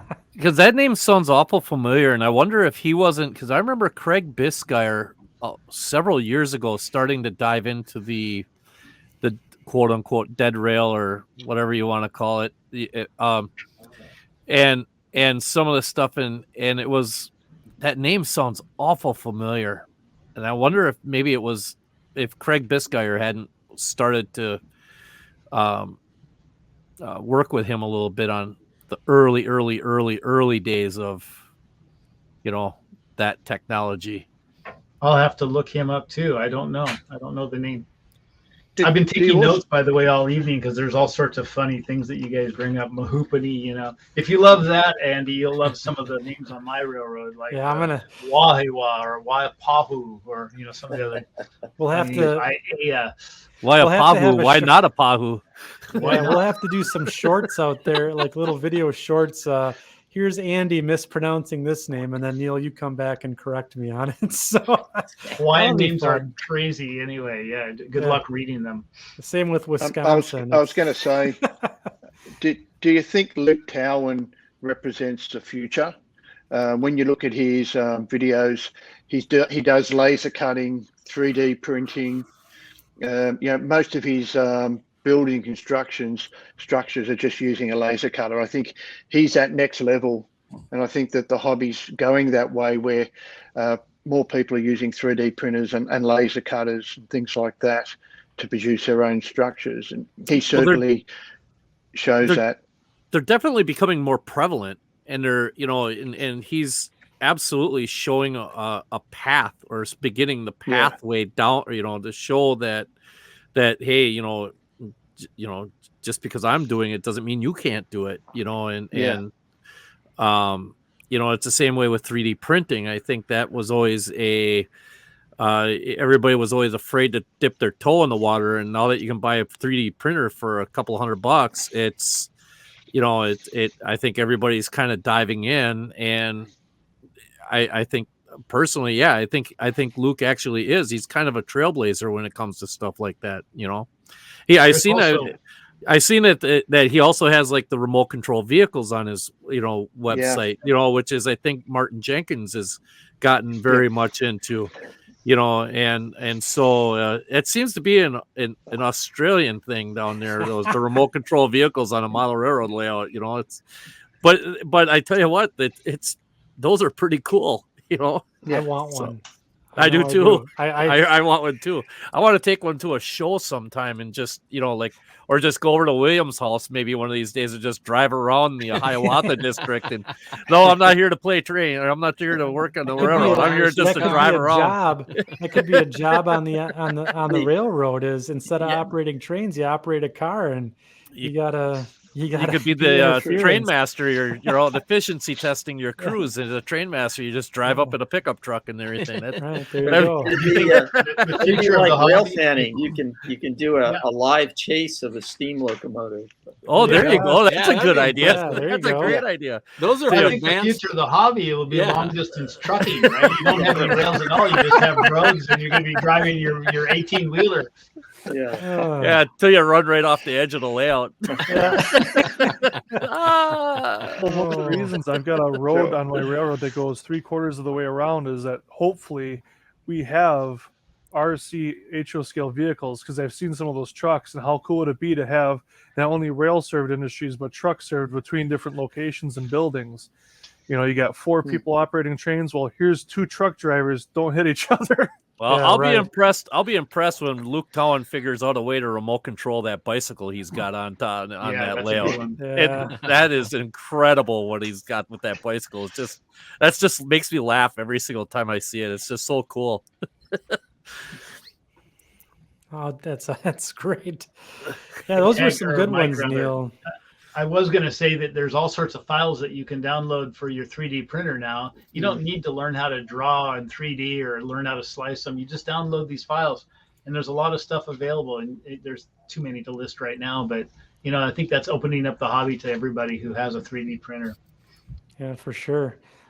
There's another show topic for you as 3D printing and the resources that we could all use, because I'm starting to get curious about it myself. So, yeah, very good. I think that's going to be the new necessary tool for most modelers. Is going to be at least a decent sized resin 3D printer, because you can print buildings, figures, cars, details, bridge piers, you name it. And especially for you S-scalers, that could be a very important, useful tool in the community. Yeah, for sure. Yeah, we need an alternative to commercial printers like Shapeways. The cost of resin is pretty inexpensive, but when you have it done commercially, the cost can be outrageous. Yeah, for sure. Okay, William, you're next in the hot seat here for 3 content creators. Well, with you guys putting up basically the all-star list of content creators, I'm not the bottom of the bucket, just so people know. We've got some killer guys that have created some great content. On the Facebook side of things, Paul Batowski, he's a local guy here in the Twin Cities. He's the Central Minnesota and Western, and he's got it's either his cousin, but Corey Batowski, and I believe it's an uncle because he's a nephew, or I don't know what the relation is. But these modelers that I've met over the years, Paul does kit bashing that I consider insane. You ever taken a Genesis model, completely blow it apart, strip it down to nothing, and then modify it, chop the hoods? I wouldn't touch a Genesis model at that level, but Paul will dive into this stuff. And as Andy is scrolling through some of the stuff that Paul's done, he does a custom road. So he is a freelance modeler. He's covering the Great Northern is what I would kind of call it. But he's just got that flavor of the Great Northern where he's able to use a lot of the paint schemes of the BN and the merger railroads. And he puts that into kind of what he's doing. But one thing I've got to say, just as far as an individual, Paul's just a nice guy. I mean, we see him at the shows, and I've never met him just until maybe about a year ago. But he's just a nice, down-to-earth guy. The modeling that he does, I always say it's kind of cool. He does 4 exhaust stacks, seems to be a very common thing that he does on his locomotives. But a lot of that kit bashing, a lot of the details that he puts into it is very neat to see. Now, to pivot just a little bit, another local modeler here. My theme apparently seems to be local here, Neil. You went digital and electronics. I'm going with local, guys. Is Tom Gazer. He's the Split Rock Mining Company. And it's, again, more of the influence of as a voice in the hobby. Tom has always been, very good about sharing tips and sharing information with fellow modelers. And his Split Rock Mining Company, this goes back to when I was younger. And by younger, I'm saying like maybe 15, 16 years old. I remember those yellow engines at one of the local shows, and it just stuck with me. I like Elcos. Tom models the Elcos late 1960s, around 1968, and his modeling that he does is obviously ore related, so he always refers to it as moving dirt. But his videos they're unique in that he's showing techniques, but he's also showing his railroad. He does some live streams and stuff like that. But overall, his content in general is really trying to just share the hobby and the different techniques that are out there. So if you're looking for somebody that's more middle of the road, that's kind of where I am. Tom is kind of in that same boat. He is a master model railroader, so his techniques are definitely there. But he's sharing you information that a lot of guys, if you just want to know how he does something, he's willing to kind of put a video together to do it. And then lastly, before you go, yeah, can we he's also pause? the co-host for the Crossing Gate, right? Yeah, you're right, Neil. Right, Tom yeah. Tom and Ken Ziska both do the Crossing Gate podcast. So if you want to see the man behind the audio, you can go to the Split Rock Mining Company and see Tom there. Again, he does things like a hot box detector, which I always thought was kind of cool. Yes. One of his phrases is always, you don't want it to be a nuisance. You want it to be a nuance. Things that are on your railroad that are neat and not annoying. I think he does a nice job of that. I've operated his railroad, and I honestly said I could switch, as crazy as it might sound, I could sit and switch a yard for 3 hours at his place because of the scheme that he's kind of got set up. And what about the loons? Scheme. What about the loons? That's what I want to know. Is does he have that set on a motion sensor? I'm not sure how they show up in sound, but he does have a swampy area on the other side of the backdrop, and he does have live loons playing. So you do hear the loon call every now and again to give you that flavor of northern Minnesota. But it is there. It is real. And so is his, he's got a weeping willow. So if anybody's ever modeled a weeping willow, and he kind of maybe would discourage that, Tom has done it. So he's attempted a lot of different techniques and shows it on his channel. So Tom's railroad was the basis of the inspiration for the Mascoutin Valley, because I saw him modeling an iron ore operation, and my first attempts at my railroad closely mimicked what he was trying to go for. I was modeling Upper Michigan iron mining, which is a little different in scale terms of Minnesota iron ore mining, but nonetheless, I'd just watch his videos over and over and over again to essentially get the idea of operation and how he would move his ore, and he called it the conveyor belt, right, William? Yep. And how he moved the ore from his mines down to his ore dock where he loaded it up on the ships, and the way that he kept track of the different grades of ore and all of those different nuances that he added into his operation was really and still is an inspiration on how I'm going to develop the operating scheme for my railroad. So Tom, he's one of the greats out there, in my opinion. Well, and I always feel like too, and this is just a shameless plug for all of these guys that we've just talked about. But Tom, I think, is just over 2,000 subscribers on his channel. I think mine is around like 2.4, so we don't have a huge following per se, but the sharing of the content and the information that we all share with each other is how it gets out there. If you don't share it with other people and you just watch it yourself and then you just turn it off, well, then you saw it and you got the information, but there might be a guy next to you that hasn't seen the operations, as Andy mentioned, that Tom does. And just to touch on briefly, if anybody's ever seen Tom's railroad, everybody always asks him the famous question, or what are the colored balls for? He models ore, and on the top of the ore car, it's a little tiny pin that is basically a little color blue, green, white. And that's actually how he does his classification. So when I just worked his yard, all you're doing is sorting colors. It seems like a very simple scheme, but it works really well. And it's kudos to Tom just for a lot of the tips and techniques that he's shared over the years. Doesn't he use his operating technique? Isn't it like where you have to mix the ore going to the dock? Well, like right. The trains might be different types of ore going to the dock. So different, you might need 3 of this color, 2 of this color, and 1 of this color. And then that gets put up to the dock to be loaded into the into the That's how you load boats. the boat, right? Yeah, That's right. Different grades of ore, because the railroad will put different grades of ore in it depending on what the customer was looking to get shipped in. So, Tom, if you have questions about dirt, he's got to know it. He had a really interesting solution that we discussed online quite a bit about how to hold some of his ore cars in the yard near the docks because they're on a slope, right? And so you had to set up a flag or whatever and actually hold a pin up to prevent them from rolling away. And sometimes it was the caboose that would roll away, right? Right. And that's an innovative thing that I think Tom does. If you're at his railroad, you can see the underside, and he's shown some of his videos of this, but you can see how, as Neil alluded to, how he holds a cut of cars or how his magnets are activated and deactivated. It's Right. all mechanical, and I have a mechanical mind, so I always like seeing mechanical versus maybe a digital. I do like the digital world too, but it's neat to see how Tom's doing everything, for the most part, analog. Yeah. Well, and the last guy that I'm going to cover here is actually probably one of the most influential modelers for the YouTube world, and that was Tom Klomoski. If you guys know the Georgia Northeastern, Tom's an extremely nice guy. I would probably rank him very high on my list just in terms of YouTube creators because he does more of a prototypical storyline of how the switching happens. And they're 10 to 15 minutes long, but he tells kind of a story of how an industry is going to get switched. He does touch on kind of how the proto throttle is used.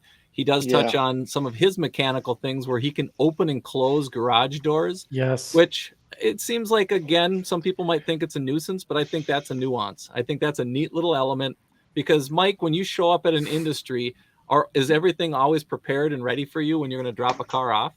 absolutely. There's never any issues. Yeah, you're just Nothing one of the lucky on the guys. podcast, Nothing Mike. ever goes wrong. You cannot lie on the podcast. Nothing ever goes wrong. Yeah, this One is thing one of the about guys Tom- who. Oh, go ahead. Sorry.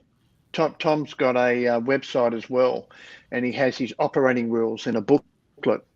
And he emailed me a copy of that, and I adopted that and changed it for my operating rules and layout. So quite good. It's worth having a look at his site and seeing his operating rules. And like you mentioned on that, Paul, is he does a vlog it's a kind of a video blog, if you will, if you link it to the YouTube, but he has a regular blog on his website too, where he types up a nice little article. It's very well written. Tom, I think just even when we email back and forth, his emails, when he sends them to me, is like reading an article out of a magazine. He's very articulate. Yeah. He puts together great content. And as you mentioned, Paul, I had some issues with setting my proto throttle up prototypically. And Tom just goes, well, let me send you a file. He sent me an ESU file. He goes, load that into your locomotive, see if that helps. And it changed the way I've started to look at slowing down my operations. And that was a huge influence was Tom. His pace, he said his max locomotive speed is about 15 miles an hour. Yes, it's 15. And another influence I know that Tom has, but Lance Meinheim is one that influences me as well. But I know him and Tom are good friends. But the content that's there, I think Tom is just, a fantastic guy. And another shameless plug for Tom is his Building the Right Size Railroad. If you're looking to build a smaller railroad, Tom is in a smaller space, as am I. But his Right Size Railroad is a great publication. Model Railroader put it out. You can go to Columnbox website, I believe, and there's still some copies available.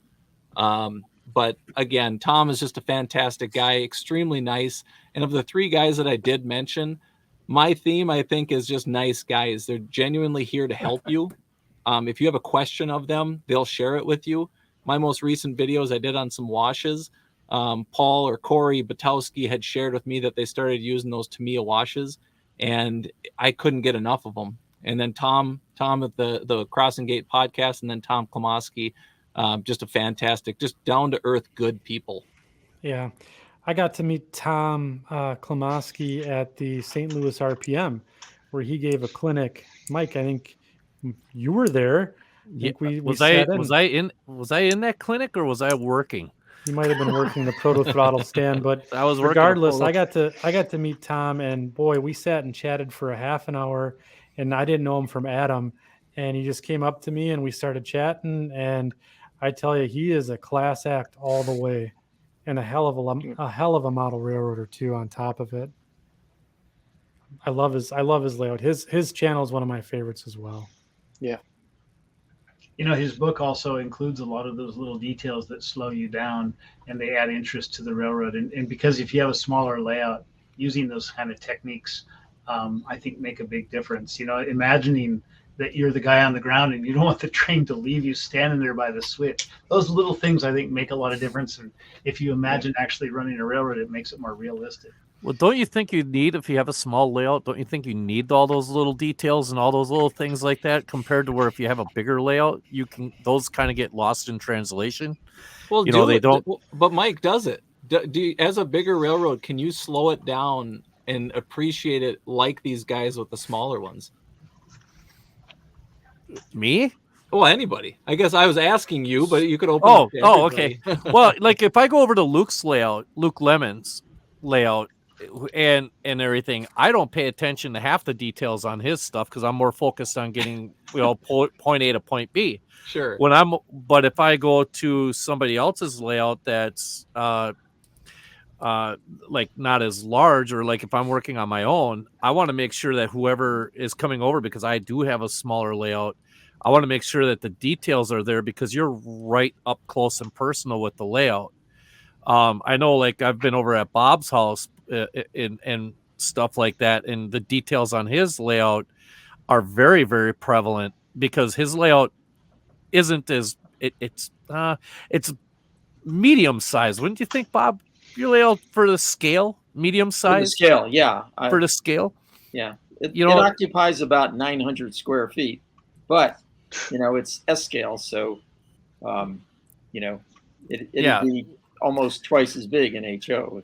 Yeah, but yet the details are very prevalent on Bob's layout because of the size of the scale, because of it being a larger scale. The details are more come out more and are more in the foreground, whereas in HO scale, those same details are kind of, oh, did you see this?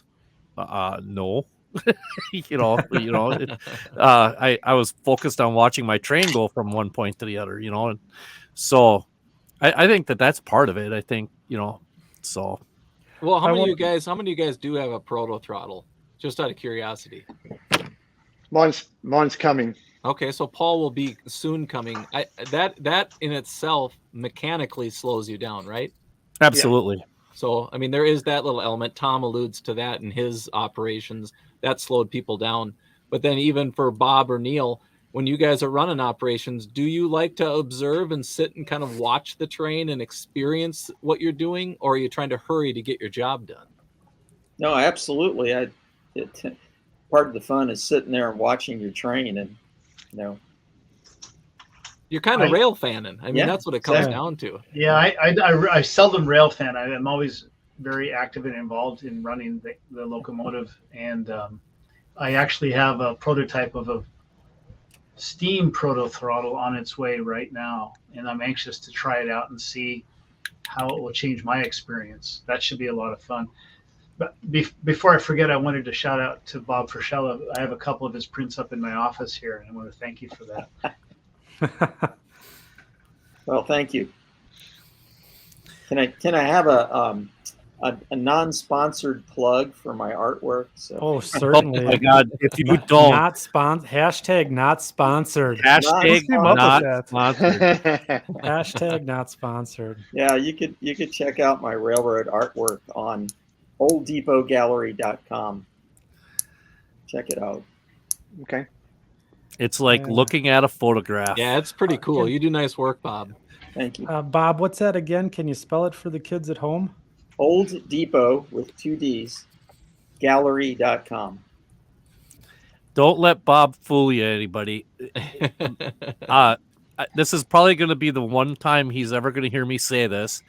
Mr. Frischella is an accomplished artist. Oh, we got to show this on screen.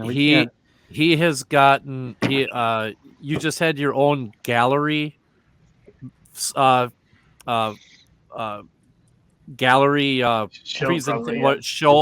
right, Bob? Yeah, I had a gallery show earlier Well, about a year ago, and I have Yeah. 13 of my originals in a museum. Wow. Yeah, I mean, amazing. his non-railroad related, his railroad art is amazing, but his non-railroad art is Wow. it's fantastic. It's just it's Actually, I think Bob put up recently about doing 2 alcos. You asked for a decision on 2 drawings you had, which one to do. Is that correct? Oh yeah, that's true. that one right there is one of my favorite ones. This That one LNN here? one. Oh yeah. Yeah, this is really cool, Bob. It looks like a photo. For people that can't see it, these things look like pictures. Yeah, it's Yeah, it's Yeah. pretty Wow. darn good. unbelievable. I might need Bob, one of Bob, those. how many pieces do you think you've done? I just did a count because I was inventorying all my Look at this winter pieces, scene. all my railroad paintings, and I think it totals about 55 of them. Okay. Wow. Isn't that something? That is they're amazing. insane. That's this one here, the New York Central one. That is My favorite one is the Genesee beer sign one, though. I do have, that is the one that I own. I own that one. So it's wow. That one's I have amazing. 3 prints, all from the main railways, yeah. and these are from the turn of the 1900s. Yep. And clearly, a lot of the drawings that he did or paintings had no color photographs available. But you look at these and you can imagine that that's the way they were. It's amazing. Unbelievable. Well, Bob, what type of medium do you use? I work almost exclusively in pastel, Okay. so it's a dry medium, doesn't involve brushes. But, Right. Unbelievable. now if you go up to the Delaware and Hudson Railroad one, Andy, go to that one, click on that, the DHR gallery. Nope. There is a very special one in this group, and that's the one that I was talking about, because that is the one that you used watercolor. Is that correct? Yep, that's water. That's a That one, This one, that the one beer. right there. Yep, That's a watercolor. that's a watercolor. It is Wow. absolutely gorgeous. That's fantastic. Well, and again, for anybody that obviously can't see it, our reactions are genuine. These things are Yeah, this- impressive. You do great work, Bob. Well, thank you. Yeah, this Not is sponsored. really Yeah, great. Not sponsored. hashtag not Hashtag sponsored. not Not sponsored. sponsored. If you scroll up to the top there, that's my first acrylic painting. This one here. Yeah, Run 8 and Sand. It's 3 GEs tackling Belden Hill. Wow, Oh, the Really. exhaust is cool. Yeah. that is a heck of a first just a- attempt. Wow. Yeah. Yeah, that's a Well, really just- good first attempt. Yeah. Just wait till you see my first weathering attempt. Well, Bob, Yeah. you've been doing airplanes forever, right? Prior to getting into doing railroad images. Yeah, it's funny because I found an old canvas that actually had something painted on it, and I thought, well, I'm just going to give acrylics a try, and so I painted over what was painted on the canvas, and it turned out that hey, it slipped pretty good, so it's a keeper. Unbelievable. This is really good. Well, thank you, appreciate it. Anyway, I was my intent was to try to get the camera down in the layout room, but I couldn't do that for some reason. The Wi-Fi wasn't working down there, but I do have a photo. I don't know if it'll show up on the screen, but this is the layout. Oh, beautiful. That's That's on your there. layout? That's the layout, Oh my and gosh. Oof. Wow. that's Here. my Let me put Three- it up on the, so you're the big one. big No, one. not here. me. Yeah, this is bad production It wasn't here on the saying second anything. there we section. go. There we go. There you go. Wow. And Mike's got a face for radio. I He do. certainly did. He certainly does. But we love Yeah, him. so We that's love the him here. that's the 3D printed GP38-2. That's 3D printed? Yes. Yes. Holy Oh, In smokes. man. S scale, nonetheless. And Why, that's why would you yeah. want anything from a manufacturer when you can make that in house? The manufacturer would make it quicker. Yeah, what, right. kind, what kind of time do you think you have into that, Bob? We're looking at a GP38-2 S scale, and it's phenomenal. Yeah, I would say I don't know, there's probably about maybe 40 or 60 hours in it or something like that. Yeah, but you know what? I bet you have a lot more pride in that engine Yeah. than I do in this thing I just got from Scale Trains. Because that, I'll tell you, is way cooler seeing a photograph of that than this is. Yeah. Just knowing Yeah. how much work you put into that and how much you bugged Mike for details. Yeah. Well, it was the worth it, handrail- Mike. The handrail stanchions alone look challenging to have been. I don't know how you No, did it. they're commercial. They're brass castings for the stanchions, but there's a few commercial parts in there, like the air horns and, you know, obviously the couplers and you know, the mechanism and the trucks. Though the trucks were modified from typical Blombergs to the Blomberg M's that are used on the Dash 2s. So I had to create 3D parts for the dampening strut and the rubber snubber instead of the leaf springs. Can I change one of my 3 to Bob in terms of inspirational content creators? Wow, I mean the paintings alone, and then the detail on the 38. Oh my goodness. Yeah, this is top drawer, as they say. It's good stuff. Something about Well, confidence. I think he's got it. Yeah, I believe so. yeah, for sure.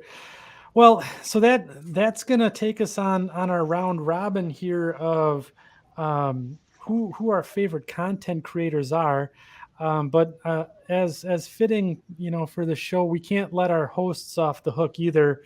So if it would please the guests that we have on, Mike and Andy are going to share their favorites as well. And we hope to not labor them too long. So Mike, why don't you take us through your top 3 content creators on social media and the internet, and then I'll share mine. All right. Well, I'm just gonna come straight out, full disclosure. You guys all stole every single one of the ones that I wanted to use. Every one of them. Yep. Every single one of you are now on the list. I'm That's just right. letting you know you're on my list. I don't know, Mike. It sounds Except for like, Bob. Except it for sounds Bob. like the dog ate your homework. Yeah. Dog. Well, yes and no. By doing that, when I looked at the list of guys, I'm like, oh, okay, there's one, there's one. I started thinking, you know what? I'm going to try finding some other guys.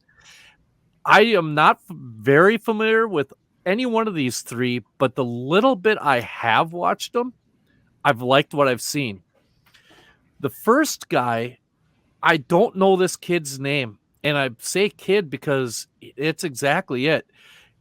It's a YouTube guy his site's The Creative Modeler HO, and he's from South Africa, and he's only been doing he's only got about 32 videos out there. He models in HO scale, and when I started watching his videos, one of his videos, you kind of I mean, everybody's familiar with Australian accents and British accents and Canadian and American, 30,000 different whatever, but the South African accent is very, his accent, you have to kind of really listen to him, but he comes out as showed how to use simple paper, like printing paper, as a tunnel lining, and I thought that was so innovative that it was just such a simple idea and so easy that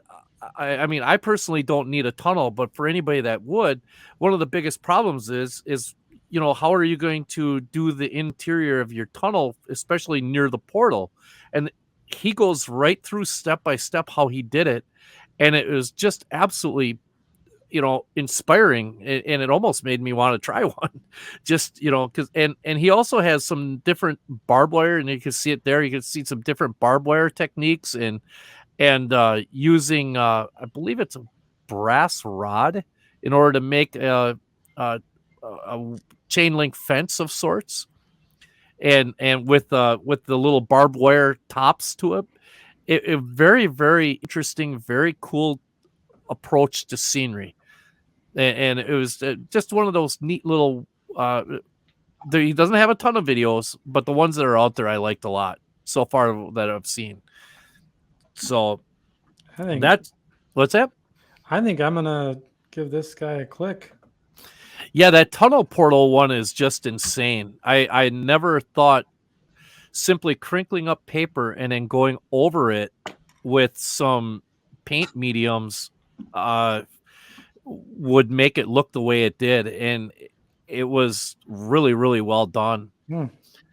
The next guy is Jason Jensen Trains, and he is like a craftsman structure guy, and it really, a lot of older structures, a lot of like wharf scenes and things of that nature, but a lot of really cool weathering techniques and how-tos on how to do those types of things. Roofing, like how to rust corrugated metal roofs, or how to do a tar paper roof, or how to actually combine different types of kits to make it look like all one structure. A lot of really, really neat. He's got one video here that I really want to look at, is about how to put paper shingles on. Yeah. It's just, he has a lot of very good craftsman structure type techniques, and modeling tips. And again, Shawn, I'm gonna pick on you a little bit. It's not a matter of being confident. It's a matter of just watching this and saying, you know what, I can do that. That's because they explain it so well. It's the same, like if you go on Mike Confalone's website and look up how he weathers boxcars, guarantee you'll come out of there saying, I can do that. I know you can. Well, so if you guys want me to be a guinea pig for a couple of things, since I haven't done a lot of the stuff like since I was a kid, I will happily try for your entertainment. Wow. Yeah, I mean, he's got so many. No, some of his videos obviously you can see can be upwards of an hour, but he goes through every step and every process, and it really, really is some pretty good content there. He is a straight up tutorial person, though. I mean, he is telling you techniques, and he takes you through start to finish. I don't think he skips a thing. No, but when you I've watched his videos, and if you set it at 2x, it's not, you can get it done in a half hour. And then, well, yeah, I'm not saying you have to do it that way, but I watch them fast a lot of times because they are longer. And like you, Neil, anything that's over 15 minutes, a lot of times I'm checking out. I'm out of there. Yeah. I mean, he's still, look, he does the Panzer, he does a Panzer tank, for crying out loud. I mean, so, and those war modeler guys, wow, that's a different, I'm sure we'll talk about that here in a little bit, but my final one is another one I kind of stumbled on. Another guy that's got a ton of videos. It's a DIY Digital Railroad. I don't know the guy's name again. Sorry, but DIY Digital Railroad. It's a YouTube page. The Jason Jensen one is also a YouTube page. And this guy has a little bit of a niche. He does trains and coffee. So he's always talking about his little cup of coffee, and at the beginning of his videos. But some of his videos are short but sweet and very to the point. They're not maybe as detailed as what Jason Jensen's are, but the content in them is valuable nonetheless. And he covers everything from electronics to scenery to, it's a soup to nuts type of thing. And the handful of videos that I've watched from him have been very interesting. So I don't know, William, have you watched him or are you familiar with this one also or no? I've seen them, and they're shorter again. So it is nice in the fact that on average they're about 7-8 minutes. And like you say, Mike, he doesn't go nuts and bolts through every single thing, but they're tight. I mean, I think that's kind of nice. Yeah. So those are my three, only because all of you stole all my ideas. So Well, those are. I've seen DIY and digital, and I love watching his videos because I can crank out 2 on a break at work. And usually I'll watch like a William Sampson video or one of the 2 series he does. That's when I have time to watch this stuff. I'm at work for 10 or 12 hours a day, so I'm watching this stuff on break while I'm eating or whatever. Or if I'm working on the railroad, I'll play it on my TV, and it's nice because you can just turn it on and just go cranking through the videos, and you can, an hour in the basement, and you can learn something. You can look when you need to for the details. But it's fun, it's light, it's easy to watch and listen to, and it is another good channel. Yeah. not unlike a lot of these guys. Sometimes what I'll do is if I'm working on the layout, I'll just go and I'll just take the time and I'll put it on for white noise, and then I'll be like, oh, wait a minute, what was that? Yep. And I'll go back and I'll be like, ooh, hey, there's a good idea. So See you all later, that's guys. I need to Have a drop good off. night, Paul. awesome meeting you, Thanks, Paul. Paul. Thank you for Great meeting thank you. you for You being too. on. Well, Yep. Appreciate Take it. care, Okay. Paul. Take Yeah. care. I know. We Okay. forget it's tomorrow there. Yeah, right. It's early. Yeah, very good, Mike. I know that the guy's name is Jimmy from the DIY and Digital, and he's also got a 3D printing business on the side where he makes structures and different types of things that he sells on his Etsy page. So he also has an Etsy page connected to his YouTube channel. So he does have a little shop, so to speak, connected there. But yeah, he's got an interesting cross section of how-tos and topical discussions as well. And then the coffee and trains is kind of neat because it kind of builds that community. Yep. But that you ever seen it's Dennis Collins does Coffee Walk, if you're an automotive guy at all. No, It does the very similar thing, does coffee before he starts the thing, keeps it casual, and the coffee walk is to go look at the stuff that's in the shop. Very similar as if you're going to do it for your model railroad, you're going to take your sip of coffee and kind of check out the railroad. It's a neat little concept.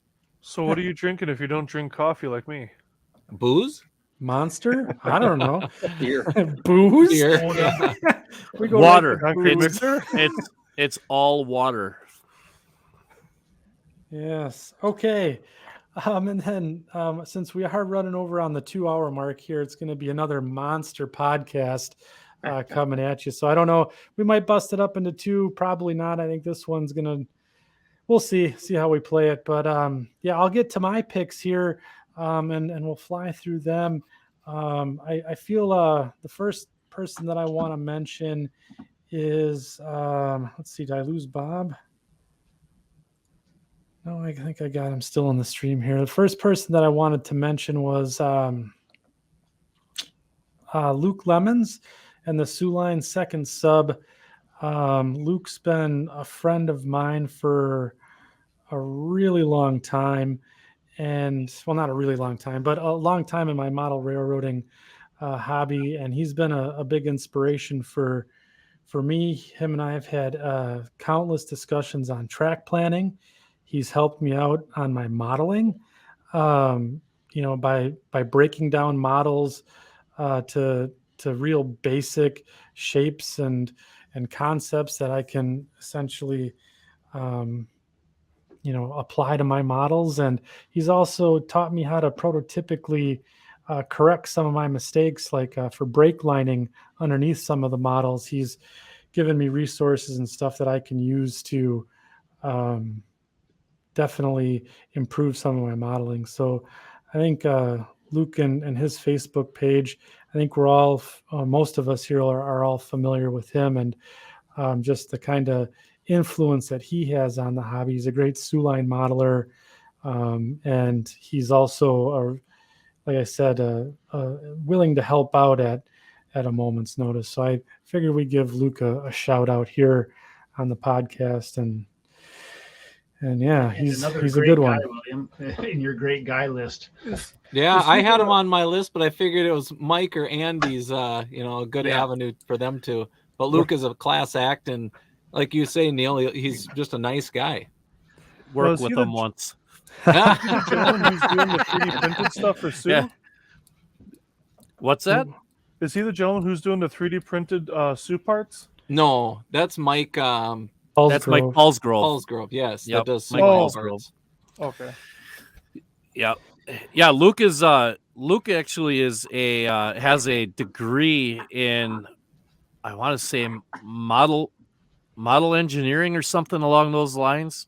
Yeah, And- basically and- model building, I think. Yeah, basically model building, and so if you ever stop and take a look at his layout, a lot of what he does is very engineered, a little bit, sometimes a little over engineered, but and I have the right to say that because he knows I'm telling the truth. But it's one of those things where, like you, Andy, said, I blame him for he has ruined me as a modeler because he's forced me to take a look at things in a completely different light. Right. Whereas I used to look at things and say, oh, wow, that's just this. And now it's, oh, hey, that's a rectangle with a half circle with a triangle on the top.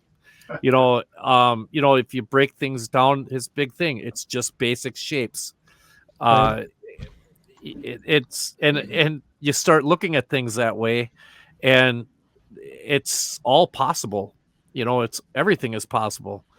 So yeah, Luke is an extremely good modeler, and his son Owen is getting to be a very good modeler in his own right also. Right. Yeah, it's again one of my favorite Facebook pages to follow, especially if I want to get inspired. Luke is always doing something. He's always modeling, and if you need inspiration, Luke's always there. And it's also a good community. I mean, the Sioux Line group, you get Bob Rivard in there. There's a lot of other guys that are posting stuff that you can learn from, just from a community standpoint, especially if you're a Sioux Line guy, and I'm kind of biased. Right. Yeah, you are. Yeah. Now, about that modeling degree, what college was that at?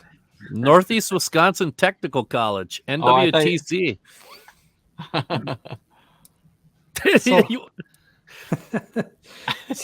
I was amazed that Mike rattled that off. I just had to laugh.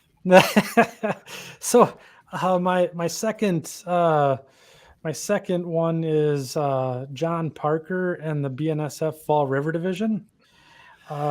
He's got a blog and a YouTube channel, and just I guess his layout is pretty immense, and it's a big mushroom layout, kind of a proto freelance on the BNSF, and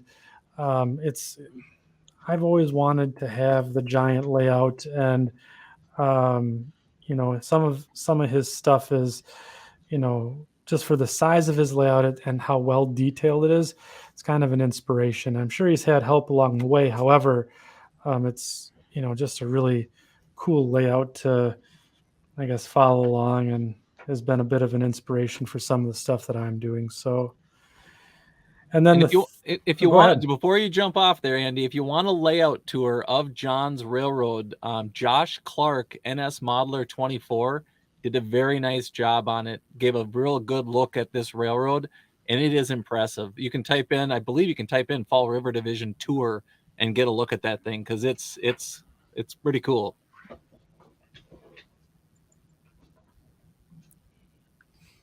Is that the layout where the main line cuts through a city and goes straight through an intersection? Boy, that I'm not sure. Because there's a BNSF. No, Yeah. I don't think that's it. Look at that bridge. Isn't that Yeah, something? wow. Wow. That'd be a good Milwaukee Road bridge. it would be. It screams micro engineering, though, doesn't it? That's okay. Yeah, that's the No, I video just- there, Andy. Yeah. So, and then I guess honorable mention would be Josh and his channel as well. I know he puts out a lot of good content. I don't think anyone here mentioned him, but I know him and his dad have been putting that layout together, which is the Norfolk and Southern Asheville division or district.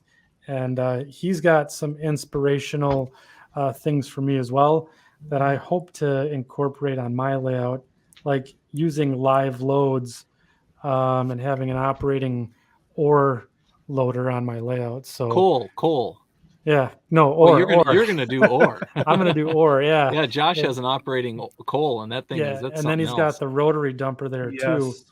And that's another thing that has been on my bucket list of things to do. So I guess Josh gets an honorable mention, shout out as well. So he's got a lot of good content out there. I think because he's one of my earlier favorites to watch. I don't watch him as much as I used to, but he's one of the reasons I started putting NS as one of my big contributors to my operations and stuff. I've probably got a dozen NS engines now, thanks to him. But one of my favorite videos that he does is the operations and like you're rail fanning a train throughout the layout, and it talks about the nuances and little details along the way. He's got that bad track video. That's one of his later ones or more recent ones, and he does some just incredible stuff in his videos. I mean, it's not just hey, look at this train go around the layout. It's going here, and this is why, and this car is going to this place, and it's another type of it's another YouTube experience. Yeah, for sure. Different from many others. Yep, for sure. And then since I'm one of the creators of the podcast, I'm going to break the rules. And my last content creator is not a model railroader at all.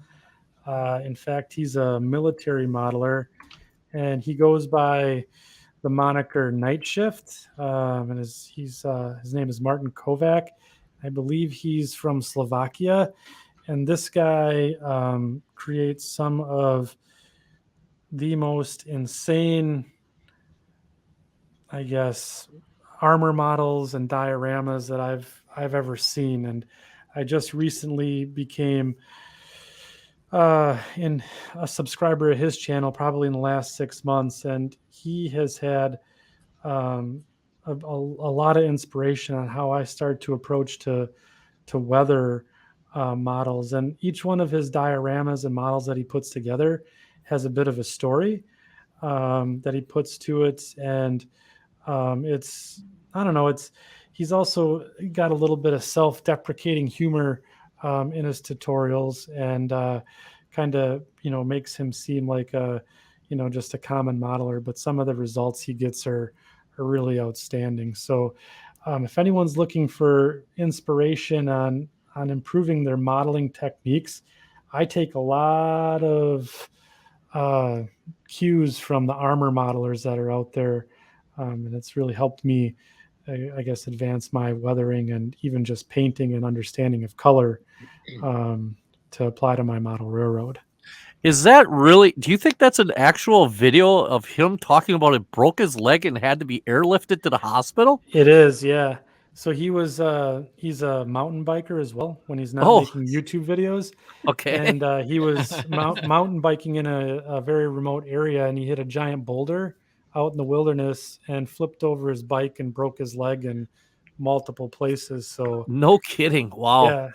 Yeah. And then he finally recovered from his video, and they actually, I mean, this is him. He's laying there laid up, and they basically had to put his leg back together because he had smashed it in so many places with like metal rods and stuff.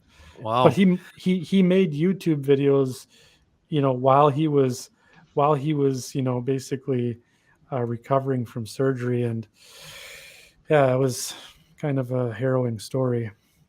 Someday I'll have to tell you guys about cycling in hospitals, because I have a lot of experience with both. So are all his models 1/48 scale then? No, he does 1/35 and a couple other couple other scales as well. Like he does I think 1/35, and then he did what was the big Russian tank that he recently did? Like what, some 1/72 or something like that, or some? No, it was, where is it? The one that was the mine roller. I want to say this one was 1/35. Yeah, this 1/35th. BMR. Yep. Yeah. So he Wow. does a couple of different other scales, but he also gives he also likes to use prototypical information. So he looks for pictures from World War II, those types of things to apply to his models. And for us who like to follow the prototype, I can kind of relate to that and how he puts the different details that are prototypical on what would just normally be a stock out of the box model. So a lot of good tips from this guy that you can apply to model railroading.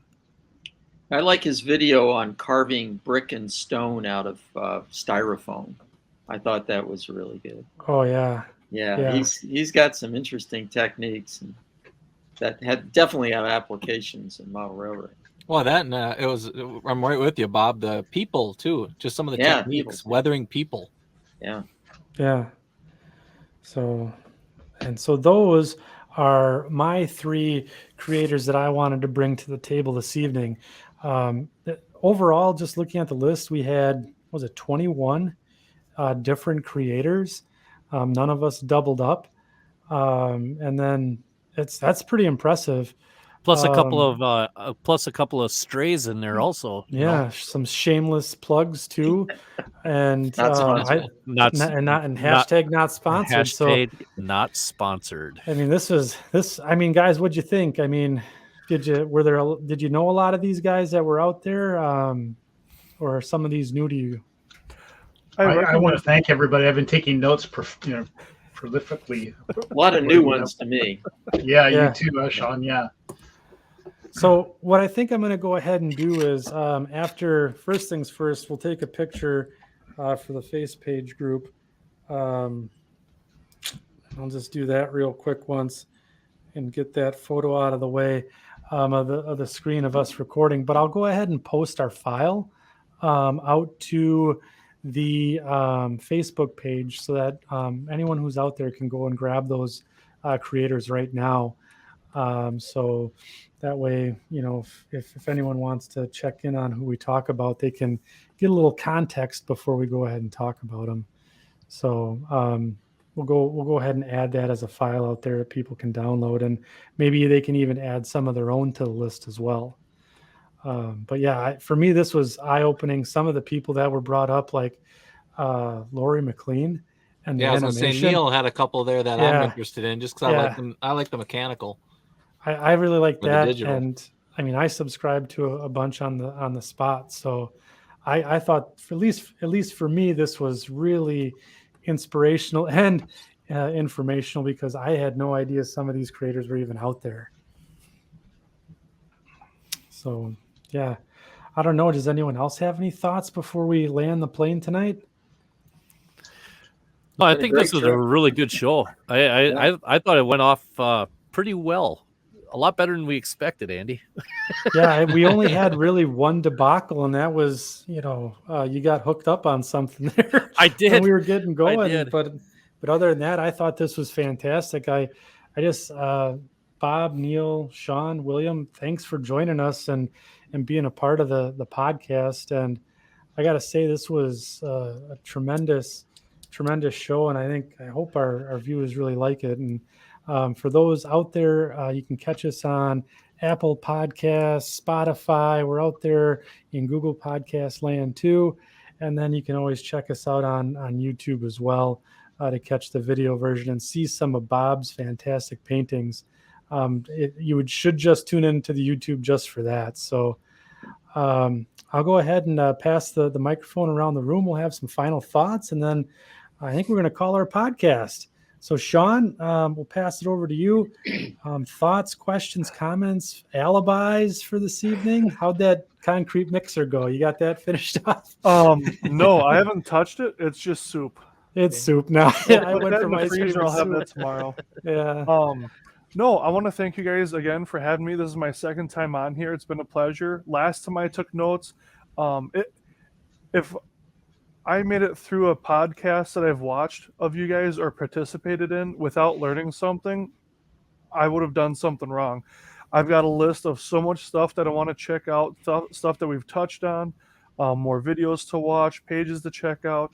And you know what? it's motivational, inspirational for me to get back to my railroad, to get weathering. I love operations. I love talking about operations. And I'm probably going to go back and rewatch some videos and recheck out some of the people who, like NS Modeler 24, who I haven't watched in a while, and kind of get back in the groove of some of that stuff. So thank you guys for that, because, you know, I'm too much of a cut and paste modeler. I'm trying to work on that. And honestly, being on this podcast and just kind of like getting a little flack for it's kind of helping me along a little bit. So thank you for that. Motivation by peer pressure. Yeah. How about you, Neil? Any last words? Well, you guys have given me lots of things to think about, and I have a whole bunch of lists of things I think that are going to be great additional content to my YouTube channel. And at some point, I'll hopefully be able to share them with you. One thing that jumped out at me was, you know, Mike talking about not having figures in his locomotive. And there's guys out there doing cameras in the locomotive, so you can actually have the point of view of the engineer. And I didn't share any of those, but there's so many great content creators out there. And I appreciate being able to participate in some of this. Thank you again. And Shawn, I'm going to meet you in person tomorrow, I think. We got a couple more weeks before I'm out there in Hawaii, but yeah, no, it's going to be pretty soon. I don't know if I'll have that slingshot the day we come over there, but if anything, I'll be in a minivan. Sounds good. Okay, Bob. Yeah, well, Neil, I'm going to be there in April, so we'll see you then for sure. Everybody going to Hawaii this year? Or Yeah, what? that's a place to be. Mike. Didn't you get the invite? No. No, Convention is happening, Mike. I don't know what the Right. deal is. You're supposed to be here.